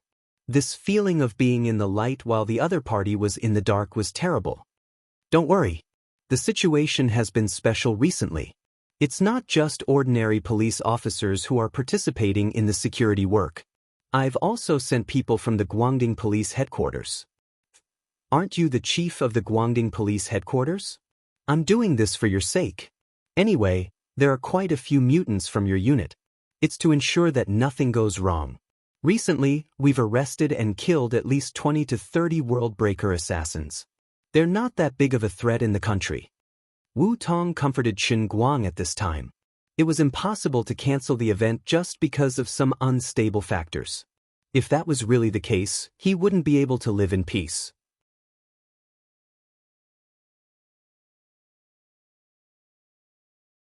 Chapter 736. China had never been a disaster area for terrorist attacks. On one hand, it was different from other countries. China had the largest and most resolute army in the world. On the other hand, it was also because of China's relatively strong attitude. China's soldiers were iron-blooded and would never compromise. It was also because of China's style of doing things that most terrorist organizations would stay away from this country. Unless it was absolutely necessary, no one would want to go against this unyielding regime. They had spent so much effort to get hold of a certain weakness of China and wanted to negotiate with them. In the end, the other party said, "Go ahead and bomb as much as you want. We're not afraid of bombing. At most, we'll slowly deal with the aftermath. But you guys better be prepared to face our crazy revenge." Because of this, China was different from other countries. Large-scale terrorist attacks rarely happened in China. Extremist organizations were also people, and they had to weigh the pros and cons. Not many people were willing to pay a heavy price for nothing. If it wasn't for Wang Lin, the broken world wouldn't have taken such a risk. All right, if there's nothing else, I'll be leaving first. I only wanted to come and take a look. Why don't we have supper together? It's been a while. Qin Guang chuckled as he forwarded Wu Tong's video to Lu Xiaoying. His eyes were sparkling as he chuckled. Looking around, Wu Tong noticed that there was no one else aside from the two of them. With a charming smile, she moved her head over and pressed her chest against Qin Guang's chest. "You naughty brother, are you feeling restless after escaping from death? Supper? I'm afraid you want to eat me." Having his thoughts exposed, Qin Guang shook his head and replied, No, definitely not. I'd be a fool if I believed you, but I really can't do it today. I still have to go and negotiate with the other 2 district police stations to transfer more police forces here.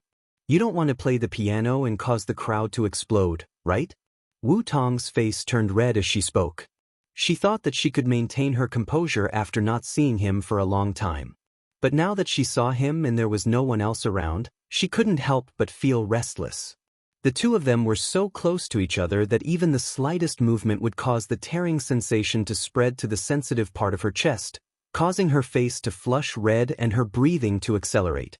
She didn't know why, but as soon as she saw him, her mind would involuntarily come up with many charming thoughts, completely out of control. She remembered how energetic she was in the meeting just now, and then she thought about her current state. She didn't look like a bureau chief at all. She looked like a resentful woman who finally got a good rain after a long drought. Why am I like this? She wondered if there was poison in Qin Guang's body. When she got close to him, smelled his scent, and listened to his voice, some kind of extra hormone in her cerebral cortex was secreted uncontrollably, making her whole head feel numb.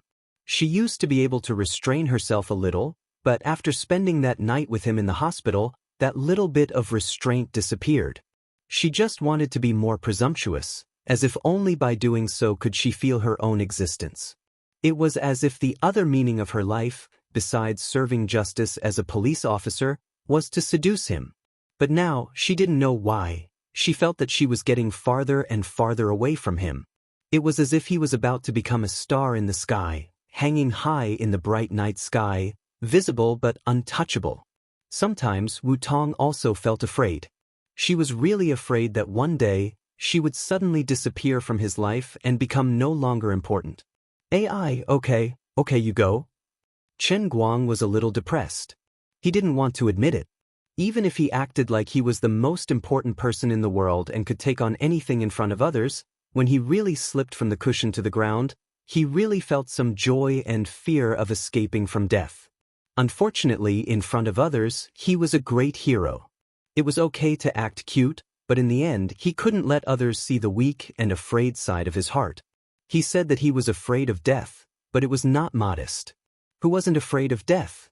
Didn't he fight so hard because he didn't want to die? Now that he saw Wu Tong in private, his heart was a little relaxed.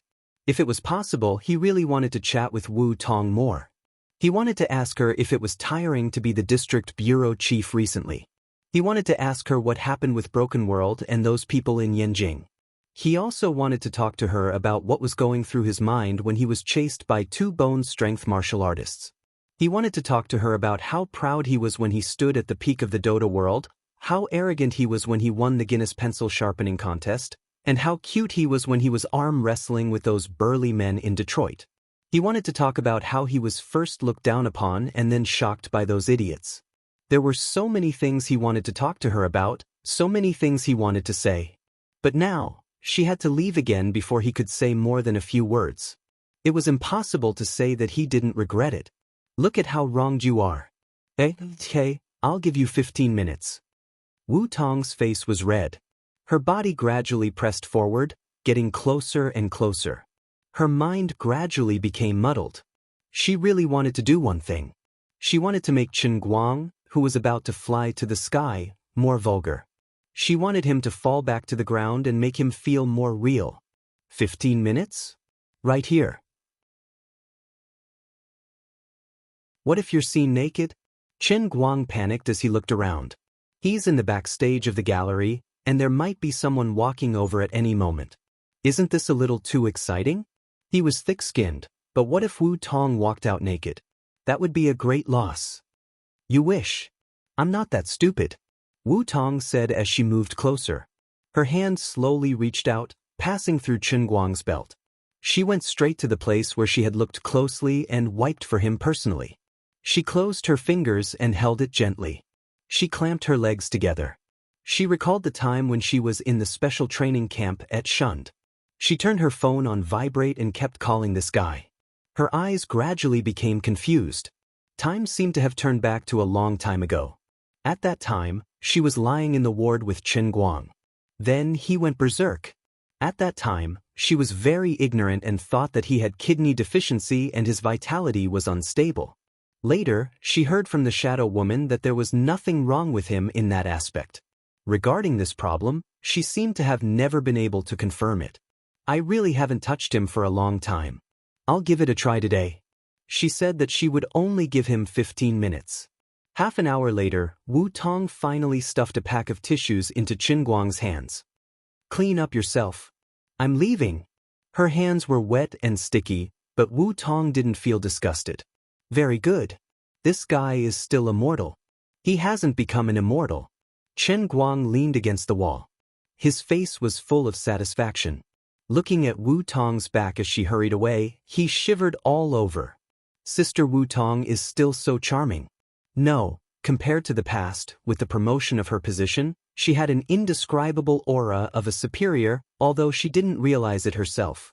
The more it was like this, the more special it felt when something happened between them. Wu Tong sat alone in the car. It took her a whole 5 minutes to calm down. It was really dangerous just now. She was teased by Chen Guang to the point that she almost wanted to take off her clothes on the spot. Fortunately, this guy gave up his weapon at the critical moment. Otherwise, it would have been hard to escape.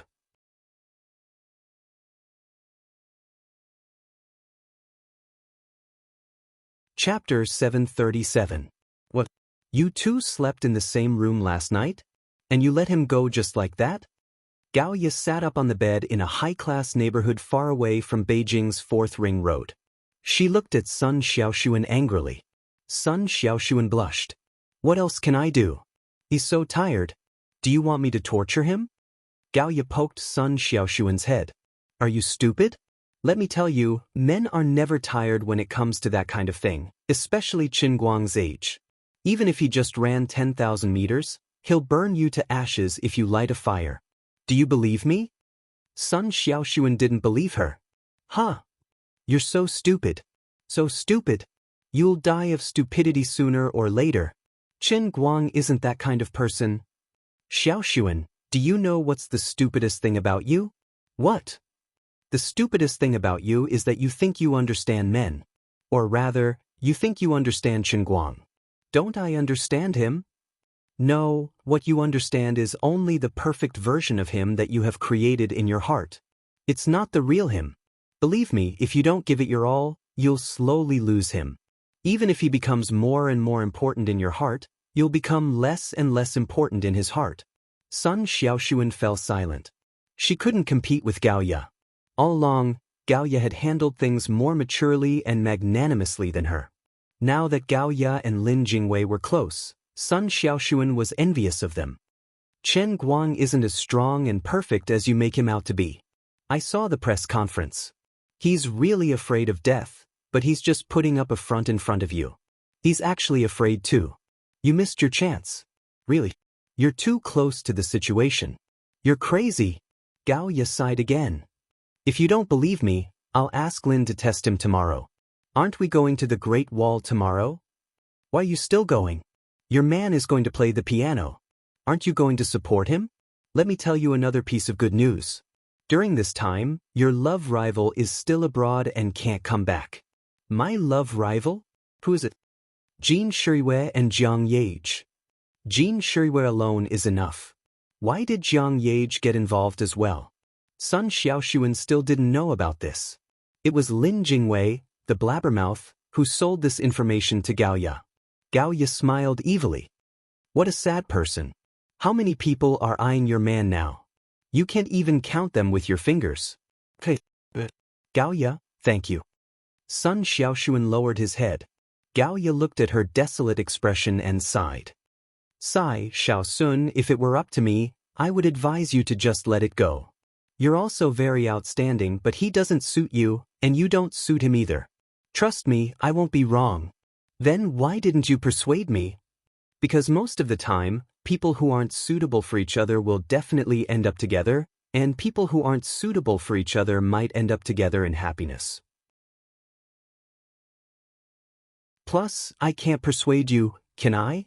Sun Xiaoshuan hugged her knees and stared blankly at the evening news on the TV. It was about the plane crash again. After careful editing, Qin Guang looked serious and decent again. The elders had put in a lot of effort to help Qin Guang portray a positive image. How could he be saved like this?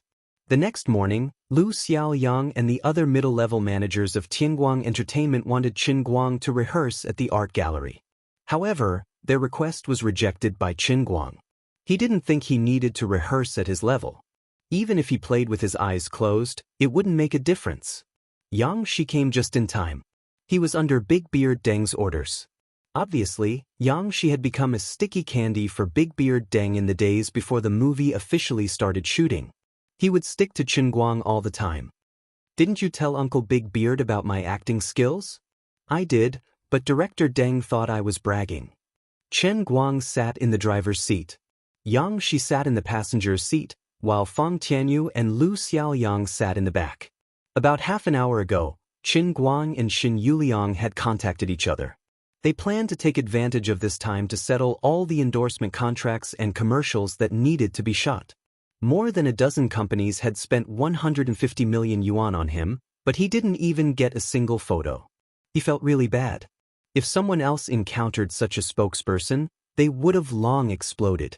Fortunately, these second and third generation bosses had heard about Qin Guang's recent situation from their seniors, which shocked them to the core. What happened to Jin Shiyue's boyfriend?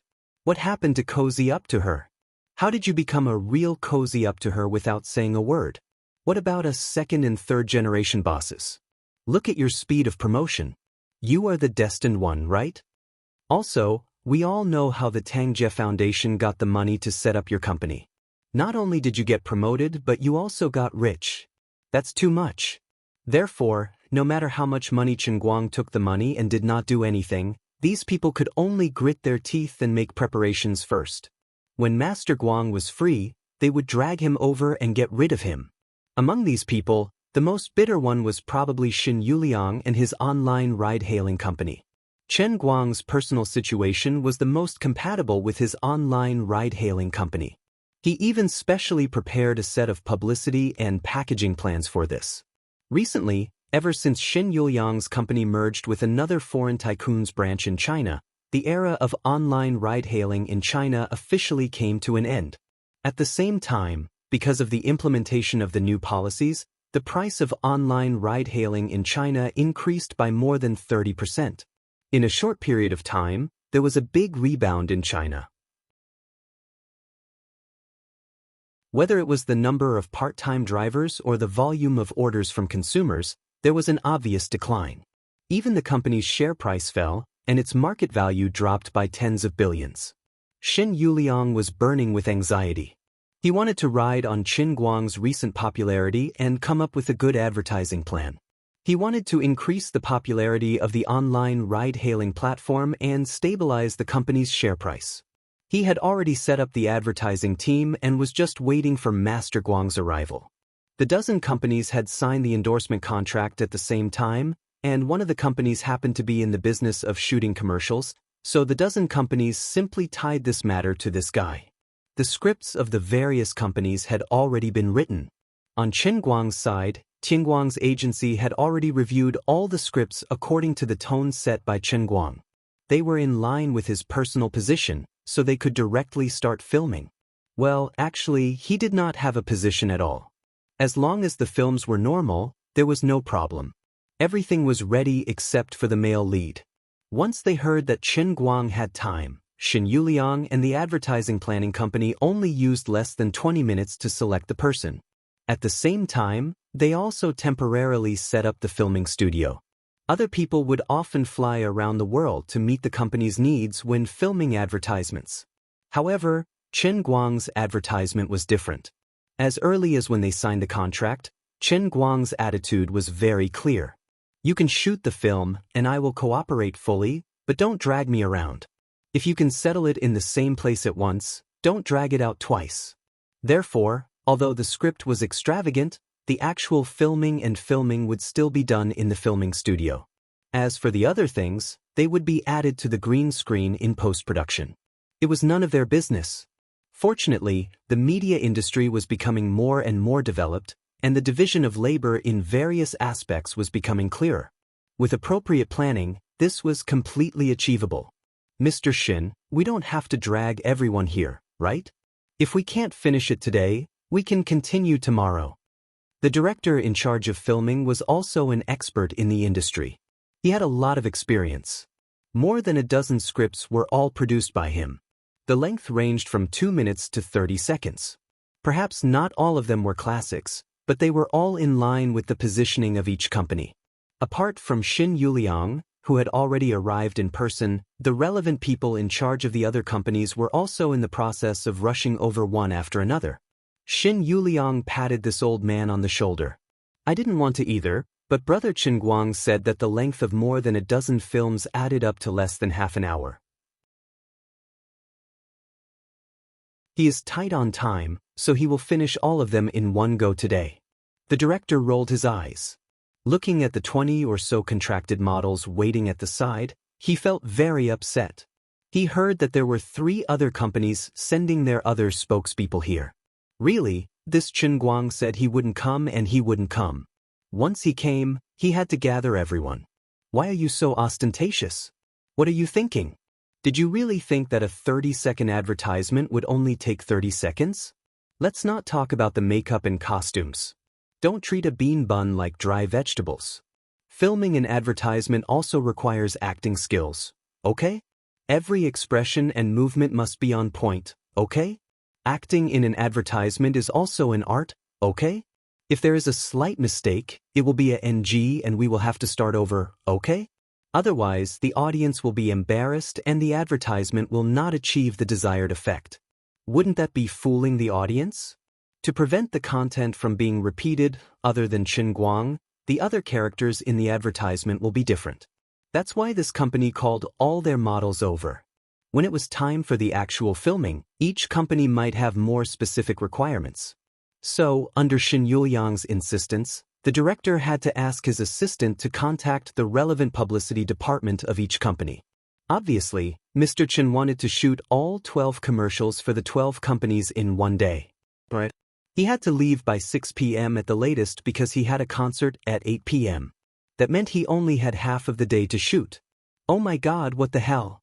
I've been in commercials my whole life, and I've never seen anything so ridiculous, okay? When other celebrities get a $10 million endorsement deal, the sponsors will not dare to go west. If the sponsors say that the advertisement is not good and want to reshoot it, they can even go to Northern Europe to reshoot for 7 to 8 days.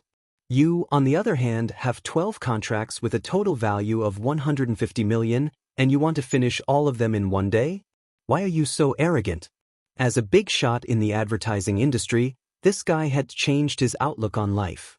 I want to see how you are going to shoot 12 advertisements in one day.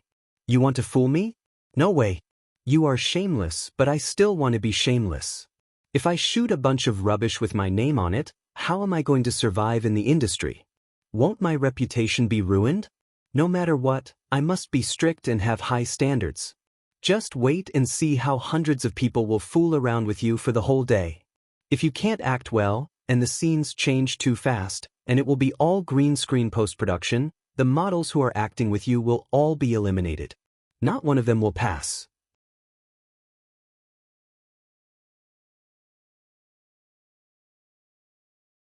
Chapter 738. Chu Ming gritted his teeth and clenched his fists. He had made up his mind. No matter how Mr. Shin tried to plead for Qin Guang, he had to be perfect. He couldn't afford to make any mistakes. If you have any objections, I'll just get someone else to do it. I won't be able to handle such a difficult male lead anyway. I, Chu Ming, have been directing commercials for more than 20 years. I have my own professionalism. Even if you guys are willing to make do with it, I'm sorry, but I, Chu Ming, live by 3 words. Never make do with it. Old Chu, don't pull a long face. You don't know how hard it was for us to invite Qin Guang. I know you're under a lot of pressure, so please bear with it.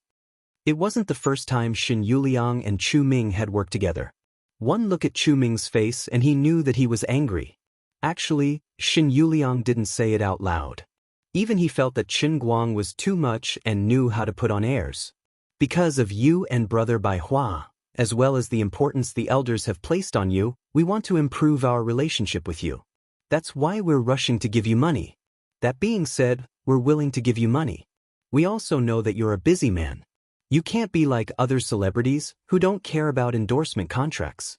So, if you don't want to move around and follow the director's orders, we'll accept it. To make it easier for you, we've even gathered all 12 companies to shoot in one company. But you want to shoot 12 commercials in one day? To be honest, Brother Qin Guang, you're a little hurtful. Xin Yuliang thought that, but he didn't show any dissatisfaction on his face. He even comforted Chu Ming. Chu Ming sighed. President Shin, I'm not trying to nitpick. I've seen people shoot 3 commercials in one day, but they're all great actors. They're famous in the industry for being able to move quickly and work well with each other. But as for Qin Guang, I admit that he's great in other aspects, and I also admit that he's very popular in the country recently. But what did he do in the past have anything to do with filming? Xin Yuliang wanted to say something but stopped. Chu Ming interrupted him again. Don't use his scenes in Tears for a Country to comfort me. I know what happened. Back then, when they filmed that scene, Big Beard Deng almost fainted from anger. Why do you think he can take 12 pictures a day? He's slapping the faces of all the bosses. How could he be so arrogant? President Shin, what kind of background does he have? Is it worth it? Xin Yuliang sighed. What kind of background could Qin Guang have? He really couldn't say anything about this matter. If he did, he was afraid of scaring people to death. Old Chu, Please bear with him. Anyway, don't ask too much of him later. Let's try our best to finish filming today. Impossible. Xiaoshen, you know me very well. Anyway, I'll leave it at that. The films that I, Old Chu, produce have never been bad. Hi. Why are you so stubborn? I have my own principles too. You let me take this job because you think highly of my ability. I can't fool you. It's no big deal, it's no big deal, you can just replace him. Hey, Old Chu, why are you being so stubborn? I'm not being stubborn. I'm just stating the facts. After waiting for a while, people from the other 11 companies came one after another. Shen Yuliang was the only one who was at the level of Shen Yuliang. The other companies at most only sent the manager of the publicity department or the manager of the marketing department. Although no one said anything, they didn't seem to be very happy. Shen Yuliang still wanted to comfort Chu Ming, but it was useless. While the two of them were arguing, Chen Guang, accompanied by Yang Shi, Yu Hong, and Lu Xiaoyang, came from the entrance of the advertising agency. So this is Chen Guang? He looks so young. Honestly, he's more handsome in real life than on TV. Little lass, are you yearning for love? Screw you. You'd better save your breath. Look at the people around him. They don't like small models like us. Maybe because his bald head was too dazzling, Chen Guang was recognized from afar. Of course, he didn't think so.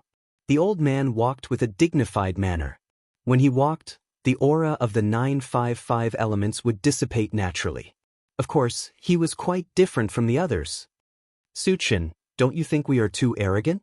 Lu Xiaoyang saw many familiar faces that he had seen before when he signed the contract. He felt a little guilty. Chen Guang pretended to be ignorant. How are we arrogant? How about we shoot 2 or 3 films today? Can we continue tomorrow? Lu Xiaoyang finally said what was on his mind. Chen Guang said with a smile, "Buttface, I've told you not to try to figure out me, your boss, with the mentality of an ordinary person. Otherwise, you won't be able to keep up with me sooner or later. Don't you think so, Brother Yang?" Yang Shi rolled his eyes. To be honest, he used to be a TV commercial director. He knew Chen Guang's acting skills were excellent. However, he really didn't think Chen Guang would succeed today. He also felt that Chen Guang was being a little too careless. Even if you're good at acting, how can you guarantee that the person you're acting with will be fine? Brother Chen Guang, you're finally here. Do you want to take a break? Then you can shoot my first one? Shen Yuliang walked over with Chu Ming beside him. Chen Guang waved his hand carelessly. It doesn't matter. Let's just shoot. There are so many people here. How can we waste our time? You also know that it's a waste of time to call everyone here? Mr. Chen, you're really extravagant, Chu Ming said sarcastically. Turning around, Chen Guang looked at Chu Ming. This old man looked to be in his 50s with a grizzled beard. He wore a pair of brown spectacles, and his goatee was tied into a whip. He looked somewhat artistic, and he should be the director of this advertisement. However, the words that came out of his mouth weren't pleasant to the ears. Ignorance is bliss. He must have thought that I'm going to mess things up today. That's why he's not happy with me. What a pitiful guy. He's trying to figure out the old man's acting skills with the mentality of an ordinary person. Shen Yuliang felt a headache coming on. If it weren't for the fact that Chu Ming had written all the scripts, he would have kicked this stupid director away. You're the only one who's not happy? You think you're the only one who's not happy? I'm the one who's not happy. Can't you see that I'm holding it in? Do you think it's easy for us to maintain our relationship? It's hard to provide help in times of need, but it's easy to add flowers to brocade. Chen Guang didn't lack money right now, and if he angered the other party, what could he do if the other party decided to break the contract? Sue the director of the Guangdong General Bureau for breaking the contract? No way. Other companies can just change their spokesperson, but I'm in big trouble. Where am I going to find such a suitable spokesperson? Shen Yuliang was holding the thousands of taxi booking forms that Chen Guang had made in the past. He was just waiting for the TV commercial to be shot. Then, the company's resources would be focused on him. That way, he'd be able to get the company's image back on track. The more crucial it was, the more afraid he was of something going to go wrong. Brother Qinguang, old Chu didn't mean it that way. To his surprise, Chu Ming waved his hand. Mr. Shen, don't give me a way out. That's exactly what I meant. Mr. Chen, I know you're famous now. I'm just a small director. I don't have much influence. I think you might have a misunderstanding about TV commercials. You think it's as simple as holding the product and posing according to the script. No. I have to tell you, it's not that simple. I don't know what makes you think you can finish all 12 in a day, but I can tell you clearly that if you don't meet my requirements, you won't get a single one today. Xin Yuliang pinched his forehead. I can't take it anymore. My heart, liver, stomach, and kidneys are all hurting. At the same time, Qin Guang was furious. Isn't this Chu Ming a little too full of himself? Fine, if you're really that capable, then let's get someone else. I've been slapping your face too many times recently, and you're trying to act cool. If I don't teach you a lesson, you won't know why flowers bloom. Mr. Chu, don't be like this. Chen Guang's acting is very good. Yang Shi spoke up at this time. He also felt the tension in the air, so he quickly stepped forward to smooth things over. Yang Shi, why are you here? Chu Ming clearly knew who Yang Shi was. Yang Shi looked at Qin Guang apologetically. His eyes were saying, Big bro, please give me some face and don't get mad. Looking at Su Tao's pleading appearance, Chen Guang's heart softened. Consider yourself lucky that someone is pleading for you. Otherwise, Chen Guang would really have followed your wishes and sent you packing. Yang Shi saw that Chen Guang had finally calmed down, so he said, Isn't Chen Guang going to act in women? Director Deng asked me to follow Brother Chen and explain the script to him. Chu Ming snorted. Come on, I've seen directors' assistants guiding scenes, but I've never seen anyone like you following around 24/7. You even came to my place. Don't try to fool me. Mr. Chen's acting is really good. Do you think Mr. Deng would let you guide him? This time, it was Yang Shi's turn to have a headache. He quickly turned to Qin Guang and blinked. He pretended to introduce, Brother Qin Guang, when I was in school, Mr. Chu taught me a few photography courses. He's very famous in school, and he's very good at making commercials. A good commercial will help you build up your image. Seeing that Chu Ming was on the verge of tears, Chen Guang understood Yang Shi's intentions. It seemed that Yang Shi really respected this old fella. Forget it, I owe you a favor since you helped me when I was still a burden in Wujing Film City, so I'll give you some face. Alright, Brother Yang, you don't have to say any more. I understand. Director Chu, I know why you have such a big problem with me, but I have to make this clear. I'm not trying to act like a big shot today. Let's cut the *T and shoot the scene the way we're supposed to shoot. Let's just read the script and see how it goes, alright? Alright, let's go get our makeup done. Shen Yuliang was afraid that the two of them would quarrel if they continued talking, so he immediately came over and dragged Qin Guang away.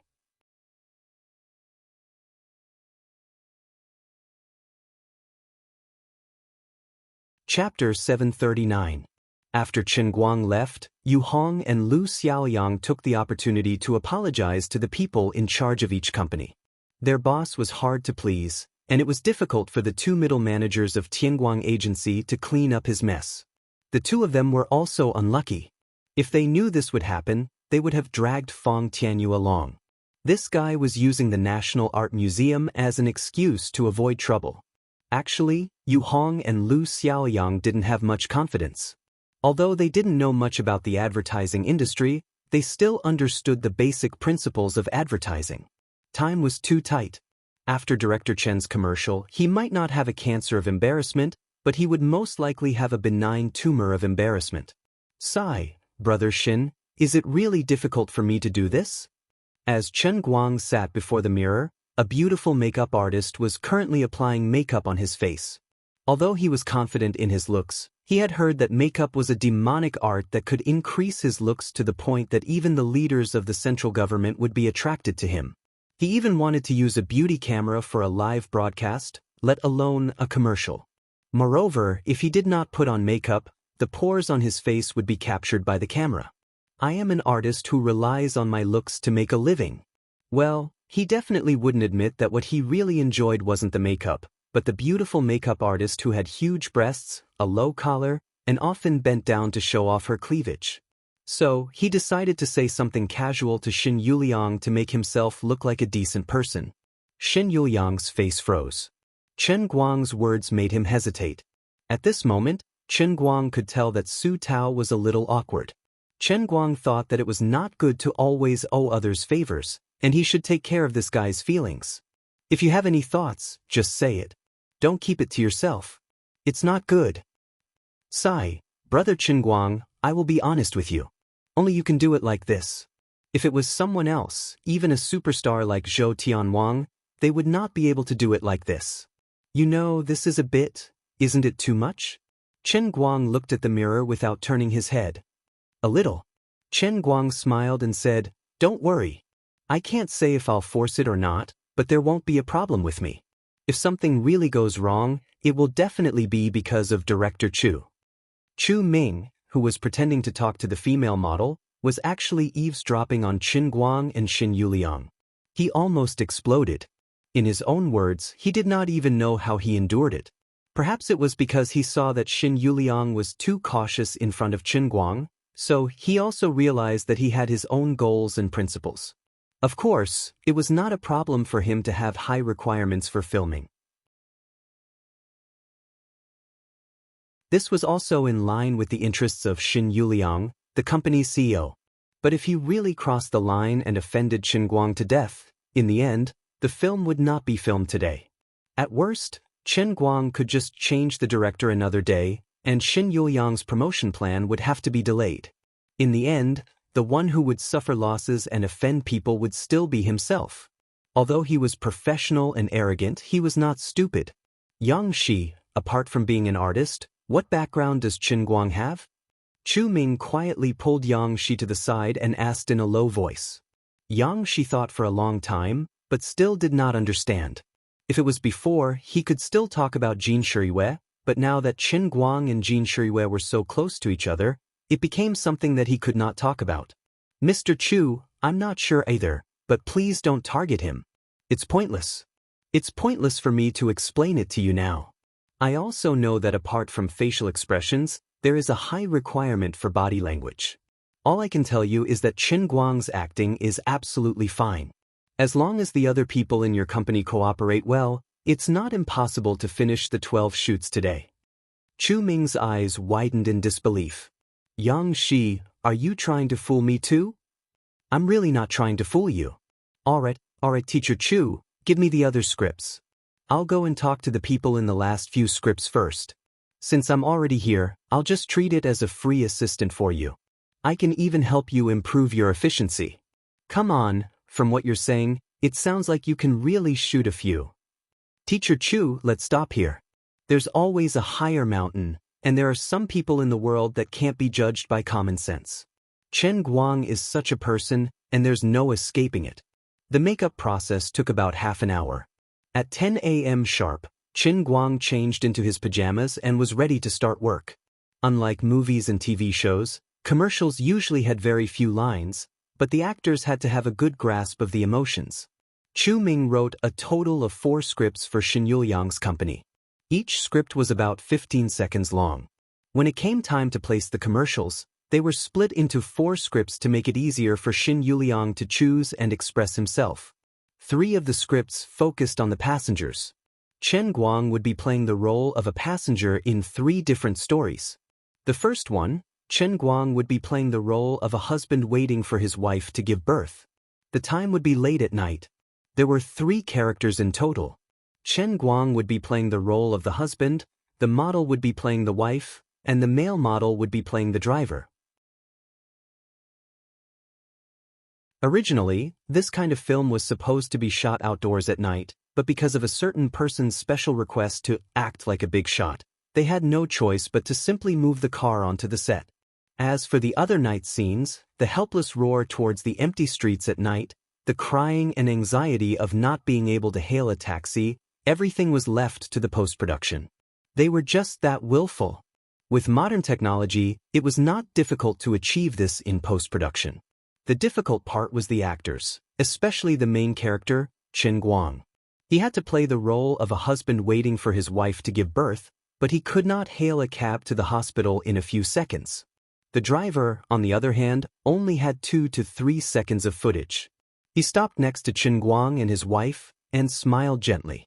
"Hello, this is a taxi booking online. Did you hail a cab?"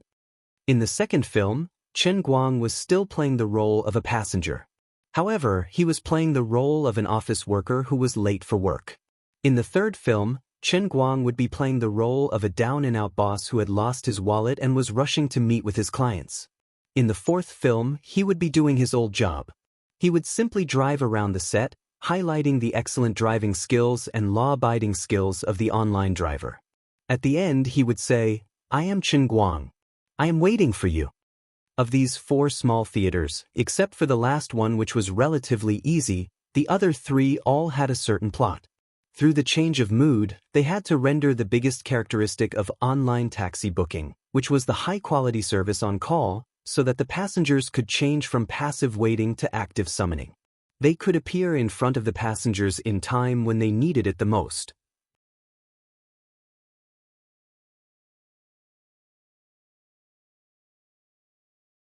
Chapter 740. Now that internet cafes are forced to raise their prices, they have to use this method to tell the consumers that they are more expensive than taxi companies. This is because they are using a higher cost to provide better quality services. We can always appear by your side in the most convenient way when you need us the most, so that you don't have to worry about waiting. At the same time, the car you take is also smoother, cleaner, and more upscale than a taxi. It was hard to say if the online company could manage the drivers well, but they still had to brag about what should be bragged in the advertisement. Chen Guang had also filmed advertisements for Dragon Gate Express in the past, but at that time, he did not have any acting skills, and he only needed to face the camera with a stiff expression and say, "Dragon Gate Express, delivery will definitely arrive."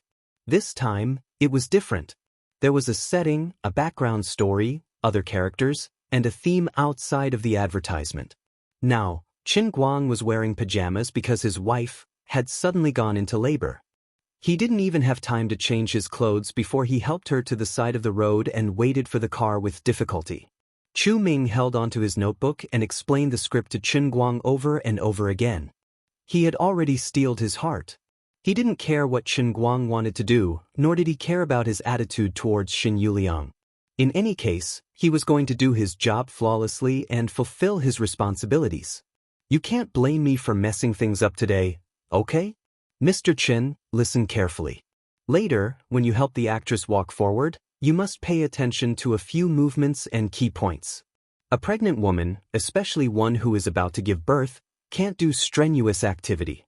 At the same time, you have to protect her abdomen so that she doesn't bend over too much, but you have to move with strength. You have to support part of the weight of the actress. You have to convince people that you're really a father-to-be. Although this is a commercial, your performance still needs to have tension. You need to use your strength, or else you won't be able to resonate with the audience in front of the TV." Chen Guang nodded. Even though Chu Ming was annoying, his words made sense. "Alright, I understand." "Don't say that you understand. What do you know? Remember, don't use too much force." "Do you know what it means to use too much force? For example, I'm a young lad, and someone bumped my shoulder on the street. I'm a little unhappy, and then I have this expression." Chu Ming said, suddenly baring his fangs and brandishing his claws. "That's using too much force." Many new artists who don't have any acting skills often make this mistake when they're filming commercials. They think that the art of acting must be exaggerated. In fact, the so-called acting comes from life. The real effect of acting must be brought back to life. Chen Guang silently chose to ignore this guy in his heart. Do you know who you're talking to? The first world-class acting master in human history, Chen Guang, okay? He really wanted to slap him in the nose. "Forget it, for the sake of your age, I'll give in to you a little." The next part is the most difficult part. I'm not trying to criticize you, Mr. Chen, but you're really making things difficult for yourself and me. Can't we just do our outdoor scenes? You have to. Director Chu, I'm not a child, I don't need you to lecture me. Chen Guang decided to give this guy a friendly reminder. Otherwise, he wouldn't stop. He just wanted this guy to shut up and show him real acting. Next, you have to face the air. Yes, in post-production, you and the actress will be standing by the side of the road. You have to wave at the air, and I'll arrange for a taxi to pass in front of you. At this time, you have to be excited and excited. Then, when you see that there's someone in the car, they'll ignore you and drive away. You'll be disappointed, but at the same time, you'll be anxious. That's right, I'm anxious. I'm really anxious. Chen Guang nodded. He understood what Chu Ming was saying. Then the second taxi will come. It's empty, but it still ignores you and drives away. At this time, you'll be angry, but we can't use vulgarities in the commercial.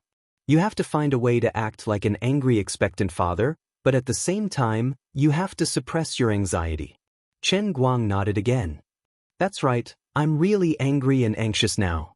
At this time, the third taxi will come. It's your wife, the actress, who had just booked a taxi online. Do you see that miting with its logo removed? Then the car will move and stop in front of you. The actress, who is sweating from the pain, will ask for your credit. You'll be grateful but also ashamed. Then you'll say something that I never thought of. Although Chu Ming had said so much, the entire scene was only 15 seconds long. This was the charm of commercials. In the shortest amount of time, using the most refined camera angles to tell a complete story. At the same time, it had to fit the product perfectly, express the client's desire, and convey the most intuitive emotion to the consumer. Of course, not all good commercials had to tell a story. No one could deny that the magical, no gifts accepted this holiday was a classic commercial. But that was Chu Ming's style. His commercials always had a strong personality and story. Singing and dancing in front of the camera, or saying things like, "Call Uncle, see if you have a stomachache," or, "Do you want to know the taste of clean mouth?" Anyone could act in these commercials. However, Chu Ming's script had a very high requirement for an actor's skills. It was because of the refinement of the scene and timing that all the performances had to be perfect. If there was any mistake, the audience would feel uncomfortable and the commercial would be ruined. His previous anger was not completely without reason. F***ck, did that old man Chu change the script at the last minute to trick our boss? Lu Xiaoyang, who was listening to Chu Ming's script, began to tear down his boss. Yu Hong's face darkened, but he was not as direct as Lu Xiaoyang. I don't think so. I've seen some of Chu Ming's commercials in the past. This is his style. You're making things difficult. Lu Xiaoyang began to rummage in his heart. He mumbled, I'll look through the database later to see if there's any dirt on this Chu Ming. Yu Hong's mouth twitched.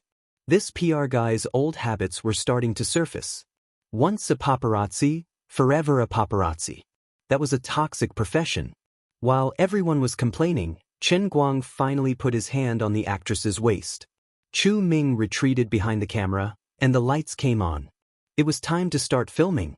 Shen Yuliang clenched his fists and looked at Chen Guang. His breathing quickened. Guanyin Bodhisattva has blessed me. I have to finish filming at least 4 of my theaters. As for the other 11 theaters, I'm sorry, but we'll have plenty of time. I'm more anxious than anyone else. Let me, Shen Yuliang, get through this first. The actress with the specially made fake belly was a little restless. She thought, Brother Quan's bald head is a little too eye-catching. It's so reflective. Chen Guang, on the other hand, was thinking, this girl has a good figure. Her waist is so elastic. The benefits of filming a commercial are pretty good. I'll take advantage of her. Should I get a condom commercial later, and then? Of course not.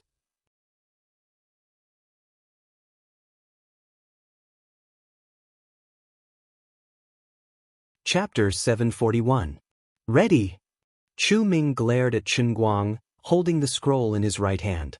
He raised it up high and swung it down. Start. While he was shouting this, he was thinking that today was the day where he could officially start work after mustering so many people. I guess I'll have to spend the entire day on this one. Sigh, this artist is too big. He's so hard to please. Do I really have to chop off every single one of his? Those were just words he said out of anger. No matter how good Chu Ming was, no matter how capable he was, no matter how principled he was, he still had to rely on his boss to make a living. If he messed this up, the others would replace him in the end, and he would waste his time by offending 12 companies that were considered to be the leaders of all industries in the country. It was not worth it. Sigh, forget it, I'll just admit defeat. I'll just destroy my reputation once. I'll just stick it back up later. Unknowingly, Chu Ming's mind wandered. He had to call his assistant back to reality. Director Chu. Director Chu? We're done with the first scene. The assistant patted Chu Ming's shoulder with a trembling hand.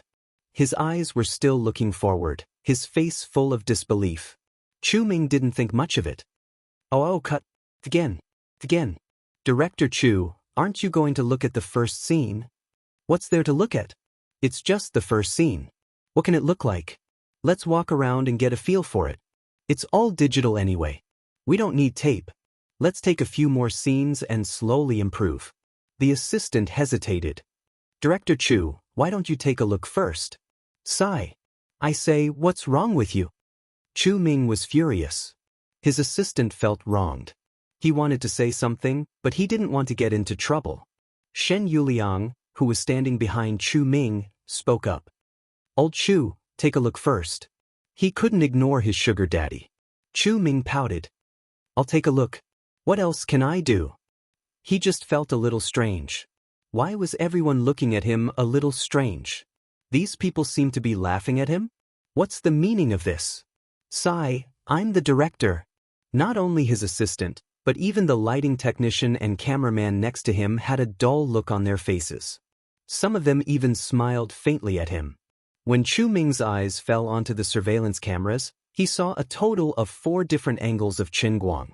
Compared to the others, Chen Guang wasn't any different from them, and he was dumbfounded.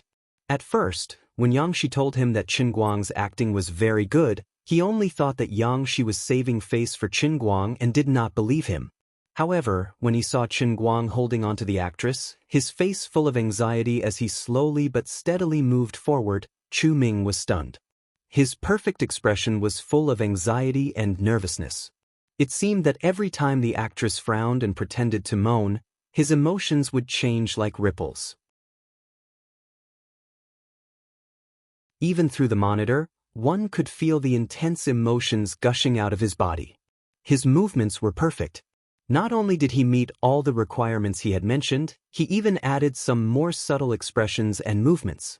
Looking at the bulging veins on the back of his hand, it was obvious that he was using all his strength, but he was afraid of hurting the pregnant woman. However, that wasn't what shocked Chu Ming the most. Instead, he discovered that there was something in Chen Guang's emotions that he hadn't told Chen Guang about. Expectation. That's right. This was the feeling that every expectant father would have when facing his wife who was about to give birth. He was looking forward to the birth of his son or daughter. This was the joy of being a father, but this kind of feeling was often hidden behind worry. Even Chu Ming hadn't thought of this, or rather, even if he had, he wouldn't have mentioned it. It was too difficult, almost too harsh. Not many professional actors were willing to go through the trouble of challenging such complicated emotions. After all, as long as he could do the first 2 things, it would be a perfect performance. However, Chen Guang did it. He achieved the true meaning of perfection.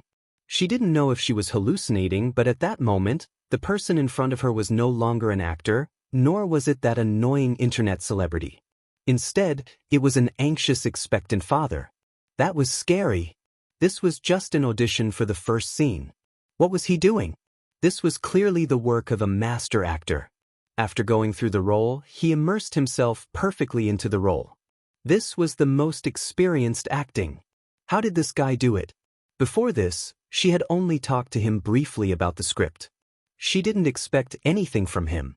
However, the moment he shouted, "Start," he became a different person, completely immersed in the role.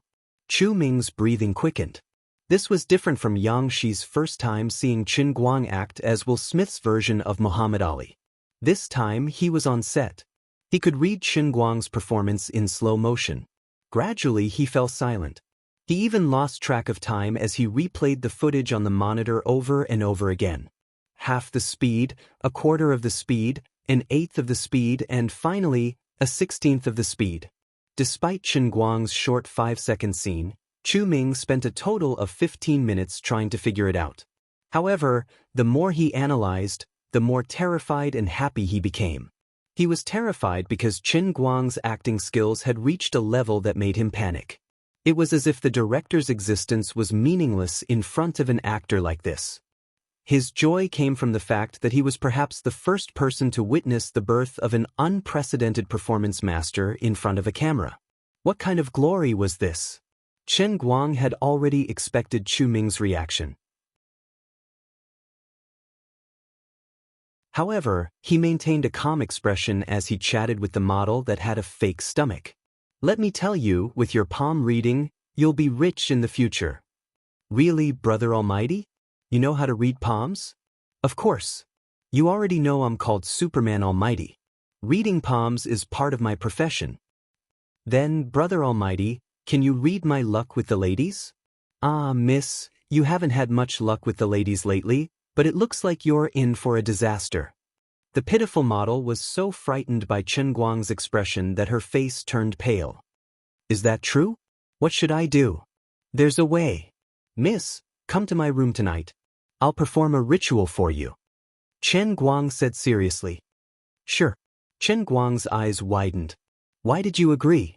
Shouldn't you poke my head and say, Brother Almighty, are you really a bad person? Your performance is a little different from what I thought it would be.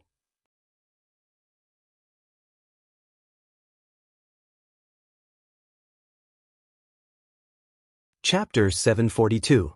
Perhaps it was because Chen Guang didn't realize that he had become a celebrity. In fact, Chen Guang was just joking with her out of boredom.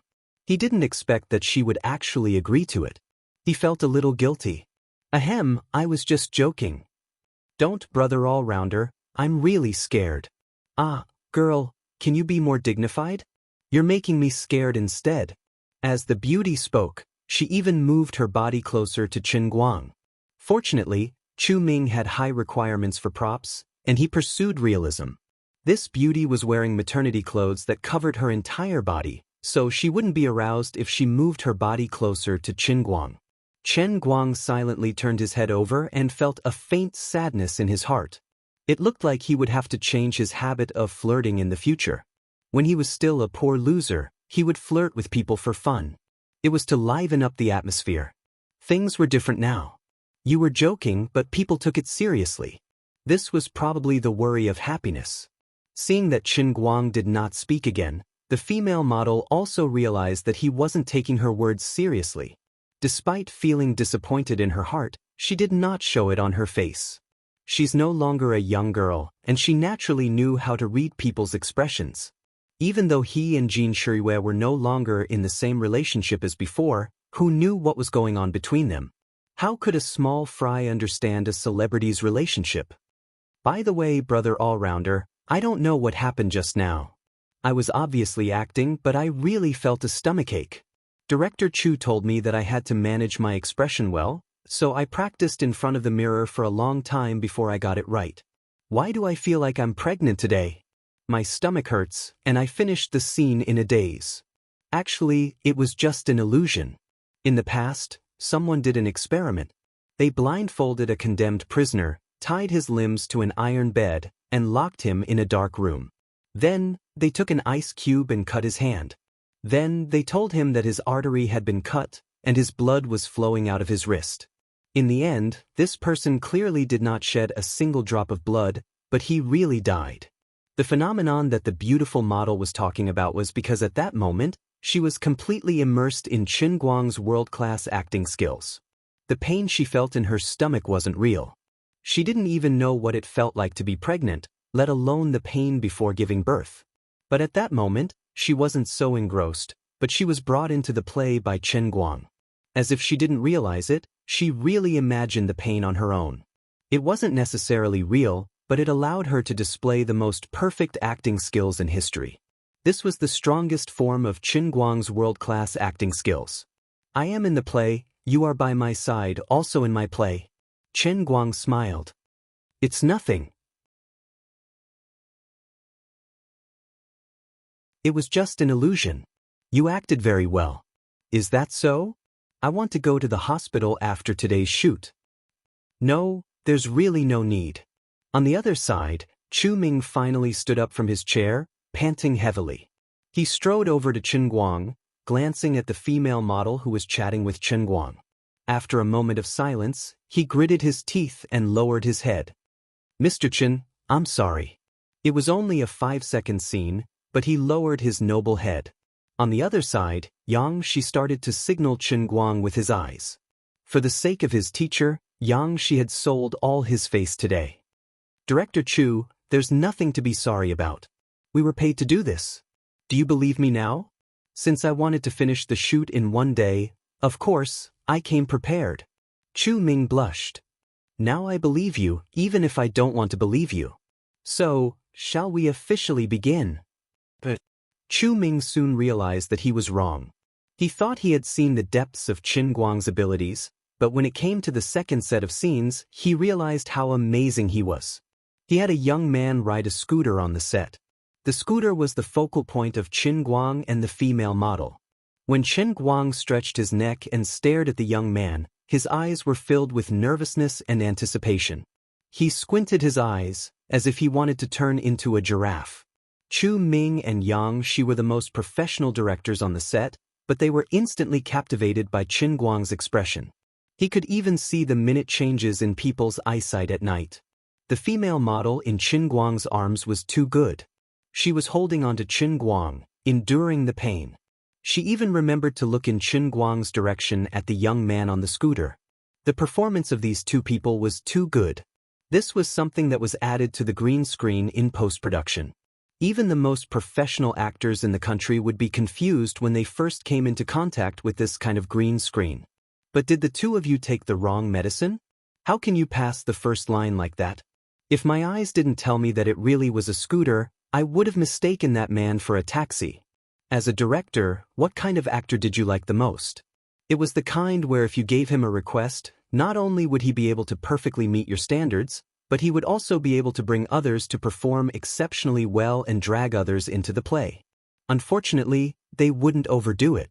Everything they did was exactly what you needed. Not only would they not disrupt your original plan, but they would also take into account things that you hadn't considered. When the second scooter passed by, everyone on set was momentarily hallucinating. They really did mistake the young man for a taxi. Invisibly, Chen Guang's world-class acting seemed to have transformed into an absolute domain. The range it covered grew larger and larger, and his influence on the people around him grew stronger and stronger. This time, Chu Ming didn't waste another minute and immediately moved on to the last scene. Perfect. Too perfect. Beyond perfect.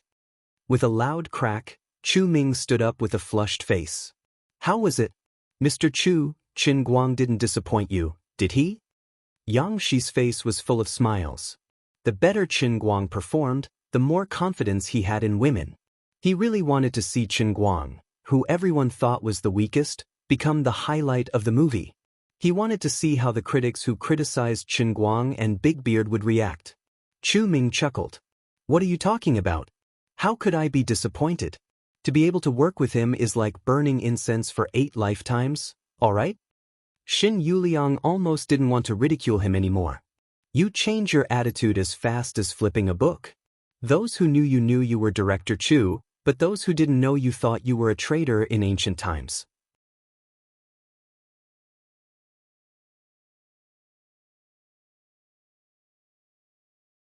Chapter 743. Around noon, they had already shot the 4th commercial out of the 12. Chen Guang performed perfectly the entire time. He was always able to get into character in a second. Whatever Chu Ming wanted, he could give it to him. Chu Ming was the first to make a mistake.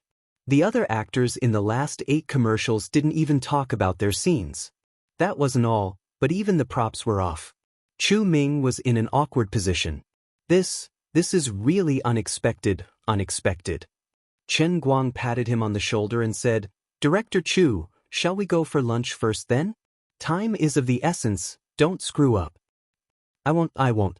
Chen Guang and Xin Yuliang left for lunch with the other 11 companies. Xianxia stayed behind to help Chu Ming. When everyone was gone, Xianxia wanted to say something, but Chu Ming waved him off. Xianxia, shut up. I'm embarrassed enough today, please let me go. What the hell, where did he learn his acting skills from? Could it be that this person is really born with knowledge? Xianxia scratched his head as he looked at his teacher. Actually, he wasn't too sure what happened to Qin. I don't know either. Maybe big bro Qin is self-taught? Do you know what I want to say right now? Bastard. I think so too. Xianxia chuckled. They busied themselves for the whole afternoon. Around 5 p.m., all 12 commercials with Qin were finished. Chu Ming and the rest of the crew were in a daze until the announcement that they were done. During the day, Qin, who was supposed to be a rookie, had become the leader of the crew. This kind of efficiency was unprecedented in the entire advertising industry, and it seemed that there wouldn't be anyone who could surpass it for a while. Take care, Qin. Shen Yuliang's face nearly cracked from smiling as he waved his hand at Qin car. The people in charge of the other 11 companies weren't any better. There were some words that they didn't say. According to the current situation, Qin fame would continue to soar as long as nothing unexpected happened. Previously, when he signed the contract, it seemed like the endorsement contract of 150 million yuan from 12 companies was a gift to him. Now that they thought about it, it was a huge bargain. What a scary guy. I've been in his shoes a few times. Chu Ming said with a sigh. Xianxia also nodded his head. I've always felt that Qin has a sort of spirit formation on him. Anyone who is enveloped by his spirit formation wheel will involuntarily become the character they want to become. That day, the entire advertising company's outlook on life had been flipped upside down. If they hadn't seen it with their own eyes and participated in it, who would have thought there was really someone in this world who could shoot 12 commercials in one day? When they first started filming the online car rental commercial, everyone was shocked and impressed by Qin acting skills. They were also conquered by his strange ability to bring others into the character. But as the filming went on, things became stranger and scarier. Especially after a period of intense preparation in the afternoon, the prop team finally got serious and finished what they should have done in the morning. As for the participants of the other commercials, whether they were relatively low-level models or other celebrities, who wouldn't be touched after watching the fairy one after another for a whole morning. At noon, Qin and the others went for lunch. None of them dared to leave the set. They stayed and tugged at Chu Ming and Xianxia, trying to figure out their roles. When they returned to work in the afternoon, everyone was more professional than they had been in the morning. They were in a more perfect state.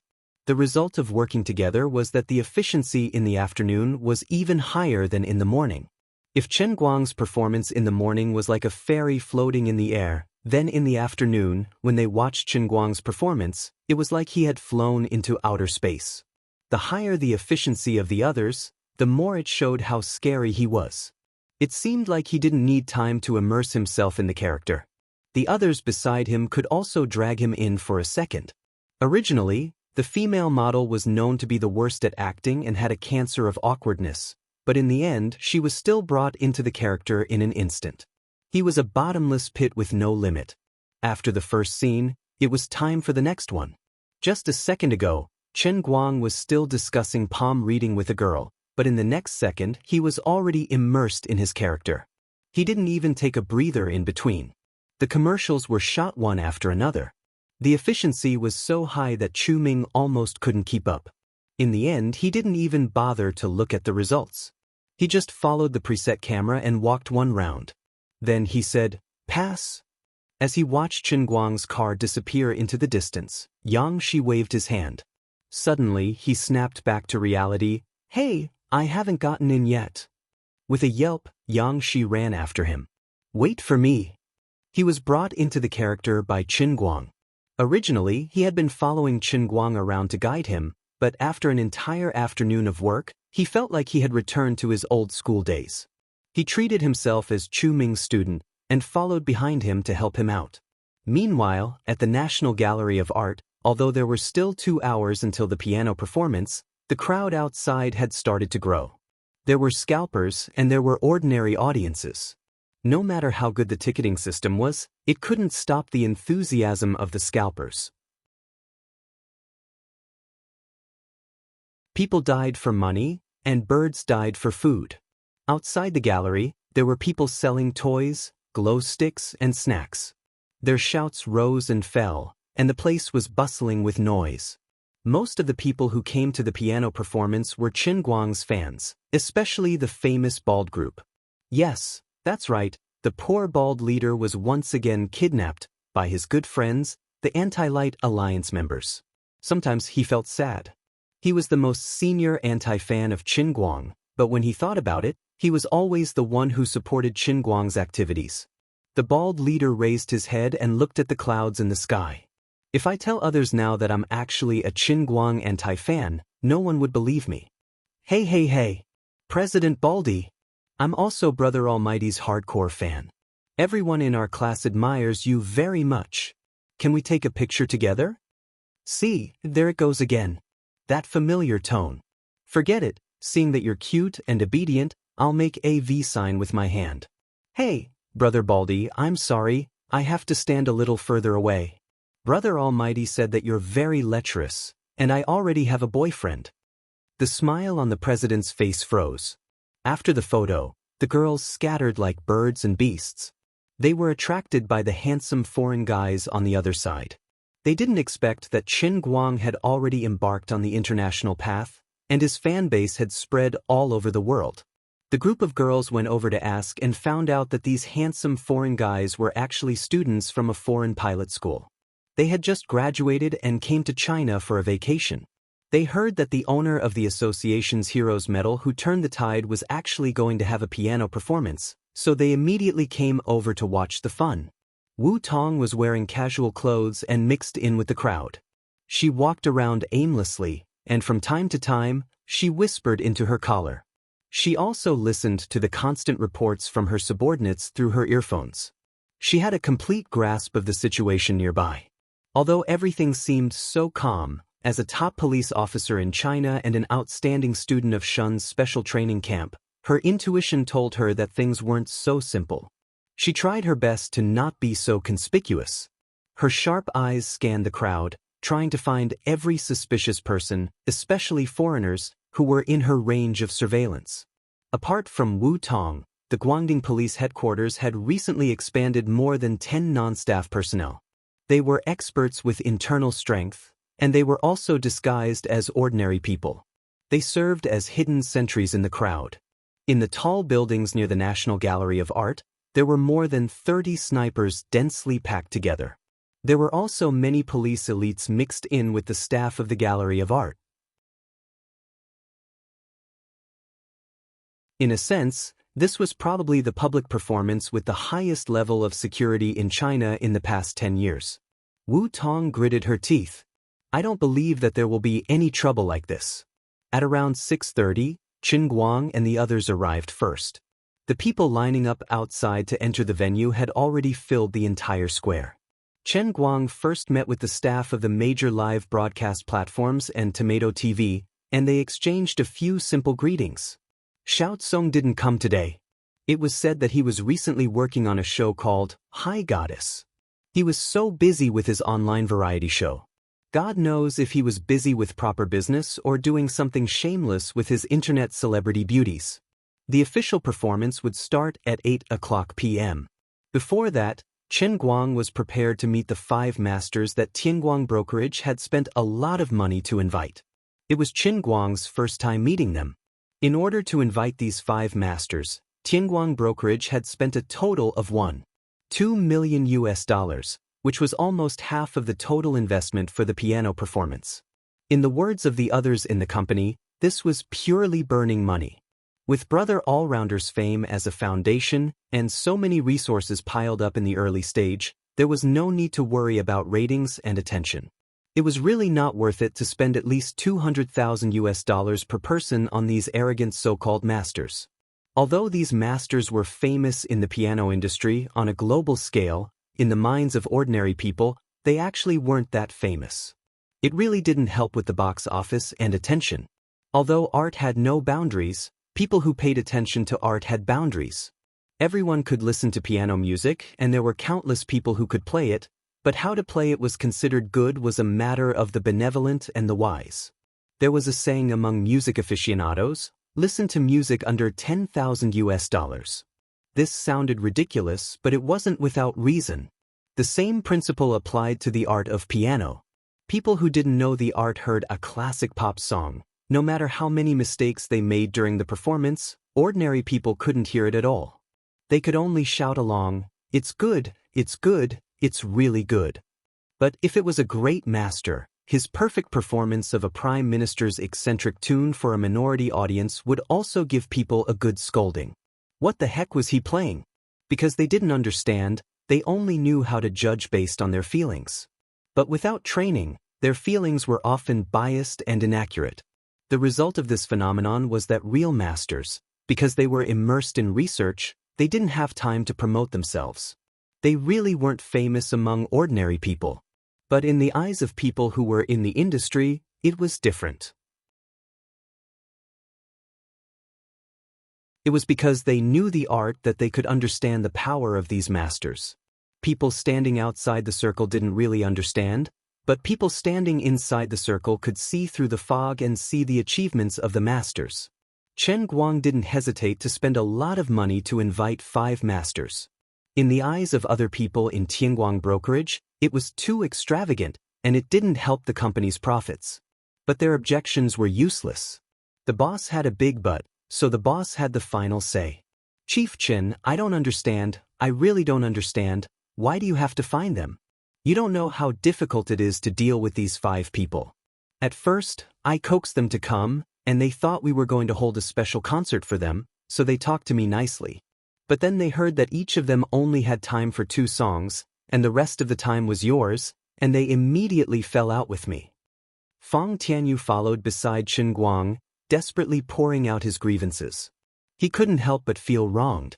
In the beginning, these masters didn't actually offer more than $200,000, and each of them didn't even offer $100,000. But once they realized that they had become the background, these people immediately shook their heads like a rattle drum, and those with bad tempers were ready to leave. Of course, masters had their reservations. Even if they didn't want to earn money, they couldn't lower themselves to be the background of others. In the end, Fang Tianyu had no choice but to raise the price crazily, and in the end, each person offered more than $200,000. Then, one by one, he persuaded them with kind words, and he took out videos of Chen Guang's previous performances, saying that this concert was more of an exchange and learning experience, and this group of people finally relented after some discussion.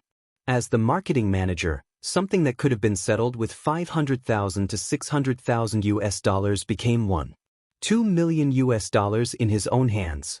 This was his mistake at work, and he felt guilty for making the company spend too much money. Chen Guang ignored his grievances. "How can I tell you that I invited these masters to come to slap their faces? With their status in the industry, those who understand will naturally understand. They came all the way here to be slapped in the face by me, and I feel that paying each of them $200,000 is not a loss. That's right, this is a face-slapping fee. Why is it that after playing the piano so many times in public, the production of faith in the piano world still hasn't increased?" Chen Guang has actually been thinking about this question. The reason is actually not complicated. There is no first place in literature, and there is no second place in martial arts. The level of playing the piano is a particularly subjective matter. It is really a bit difficult to convince others in playing the piano. The so-called masters are all accumulated over time, with gorgeous performances again and again, or have extremely high attainments in the arts. They teach people their skills, and they have students all over the world so that they can slowly be recognized by the world. At the very least, they should at least win a few international awards. It is ridiculous to want to be recognized by others with just a few public performances. It is useless no matter how beautiful and gorgeous you play. Therefore, this time, Chen Guang did not hesitate to invite 5 publicly recognized masters, just to have a reference for his performance, so that others will be convinced. "Little Fang Tianyu, I can't explain the reason behind this to you, but I have my reasons for doing this." In the end, Chen Guang still comforted Fang Tianyu.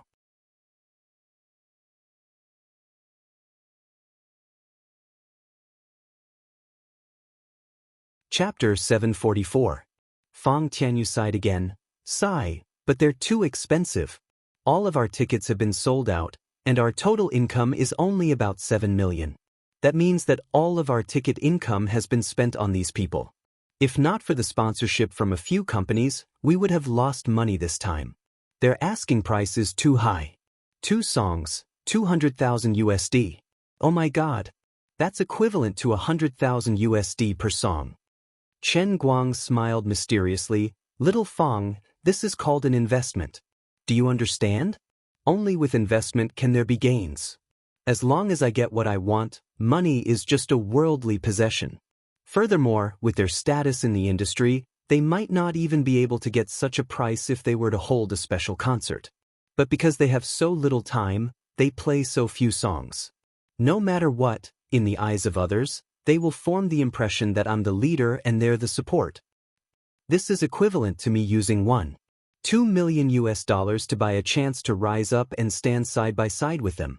What the professionals will think is none of our business, but in the hearts and eyes of ordinary people, first, there will be people who will explain to them who these 5 masters are and what they have achieved in the past.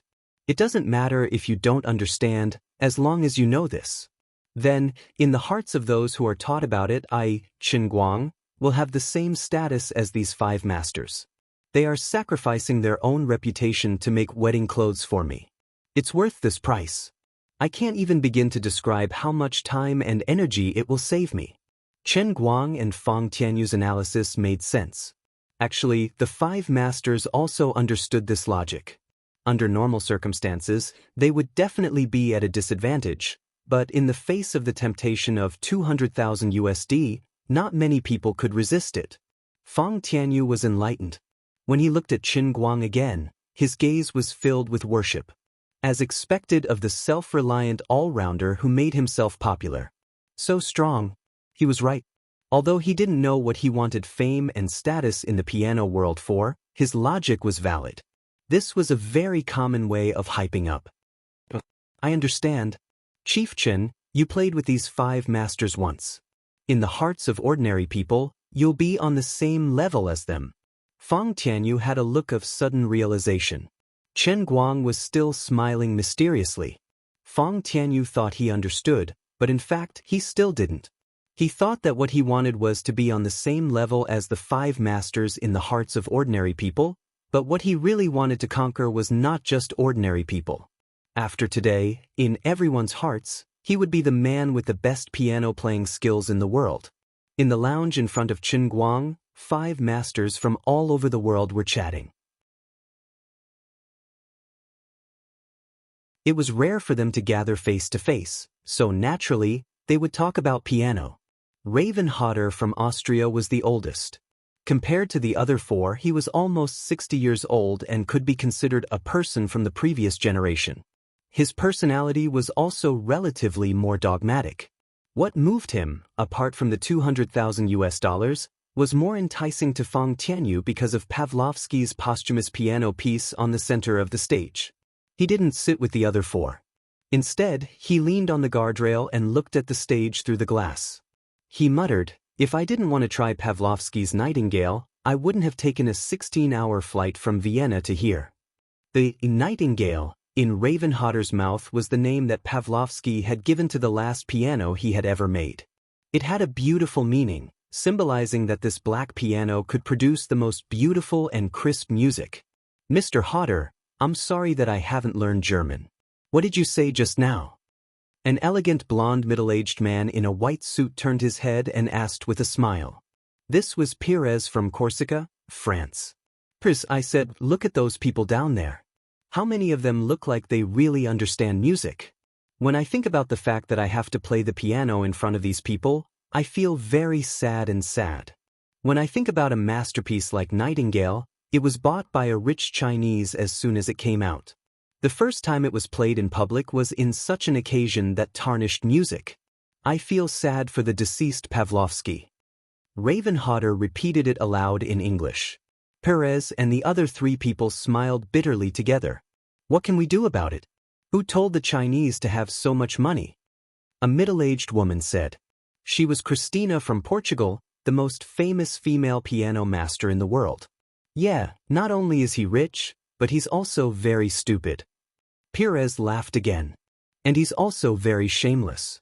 Another person also ridiculed.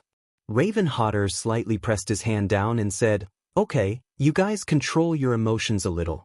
After all, we took someone else's money, and it's a lot of money. I'm not joking.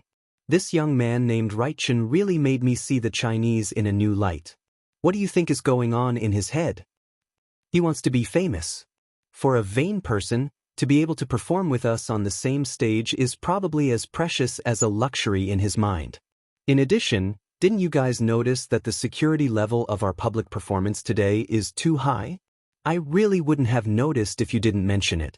It's almost time for the presidential visit." So, this Reichen is probably the descendant of a very noble and powerful person in China. These words all reached the ears of Qin Guang, who had already opened the door a crack but was not in a hurry to enter. Frankly speaking, he was very unhappy.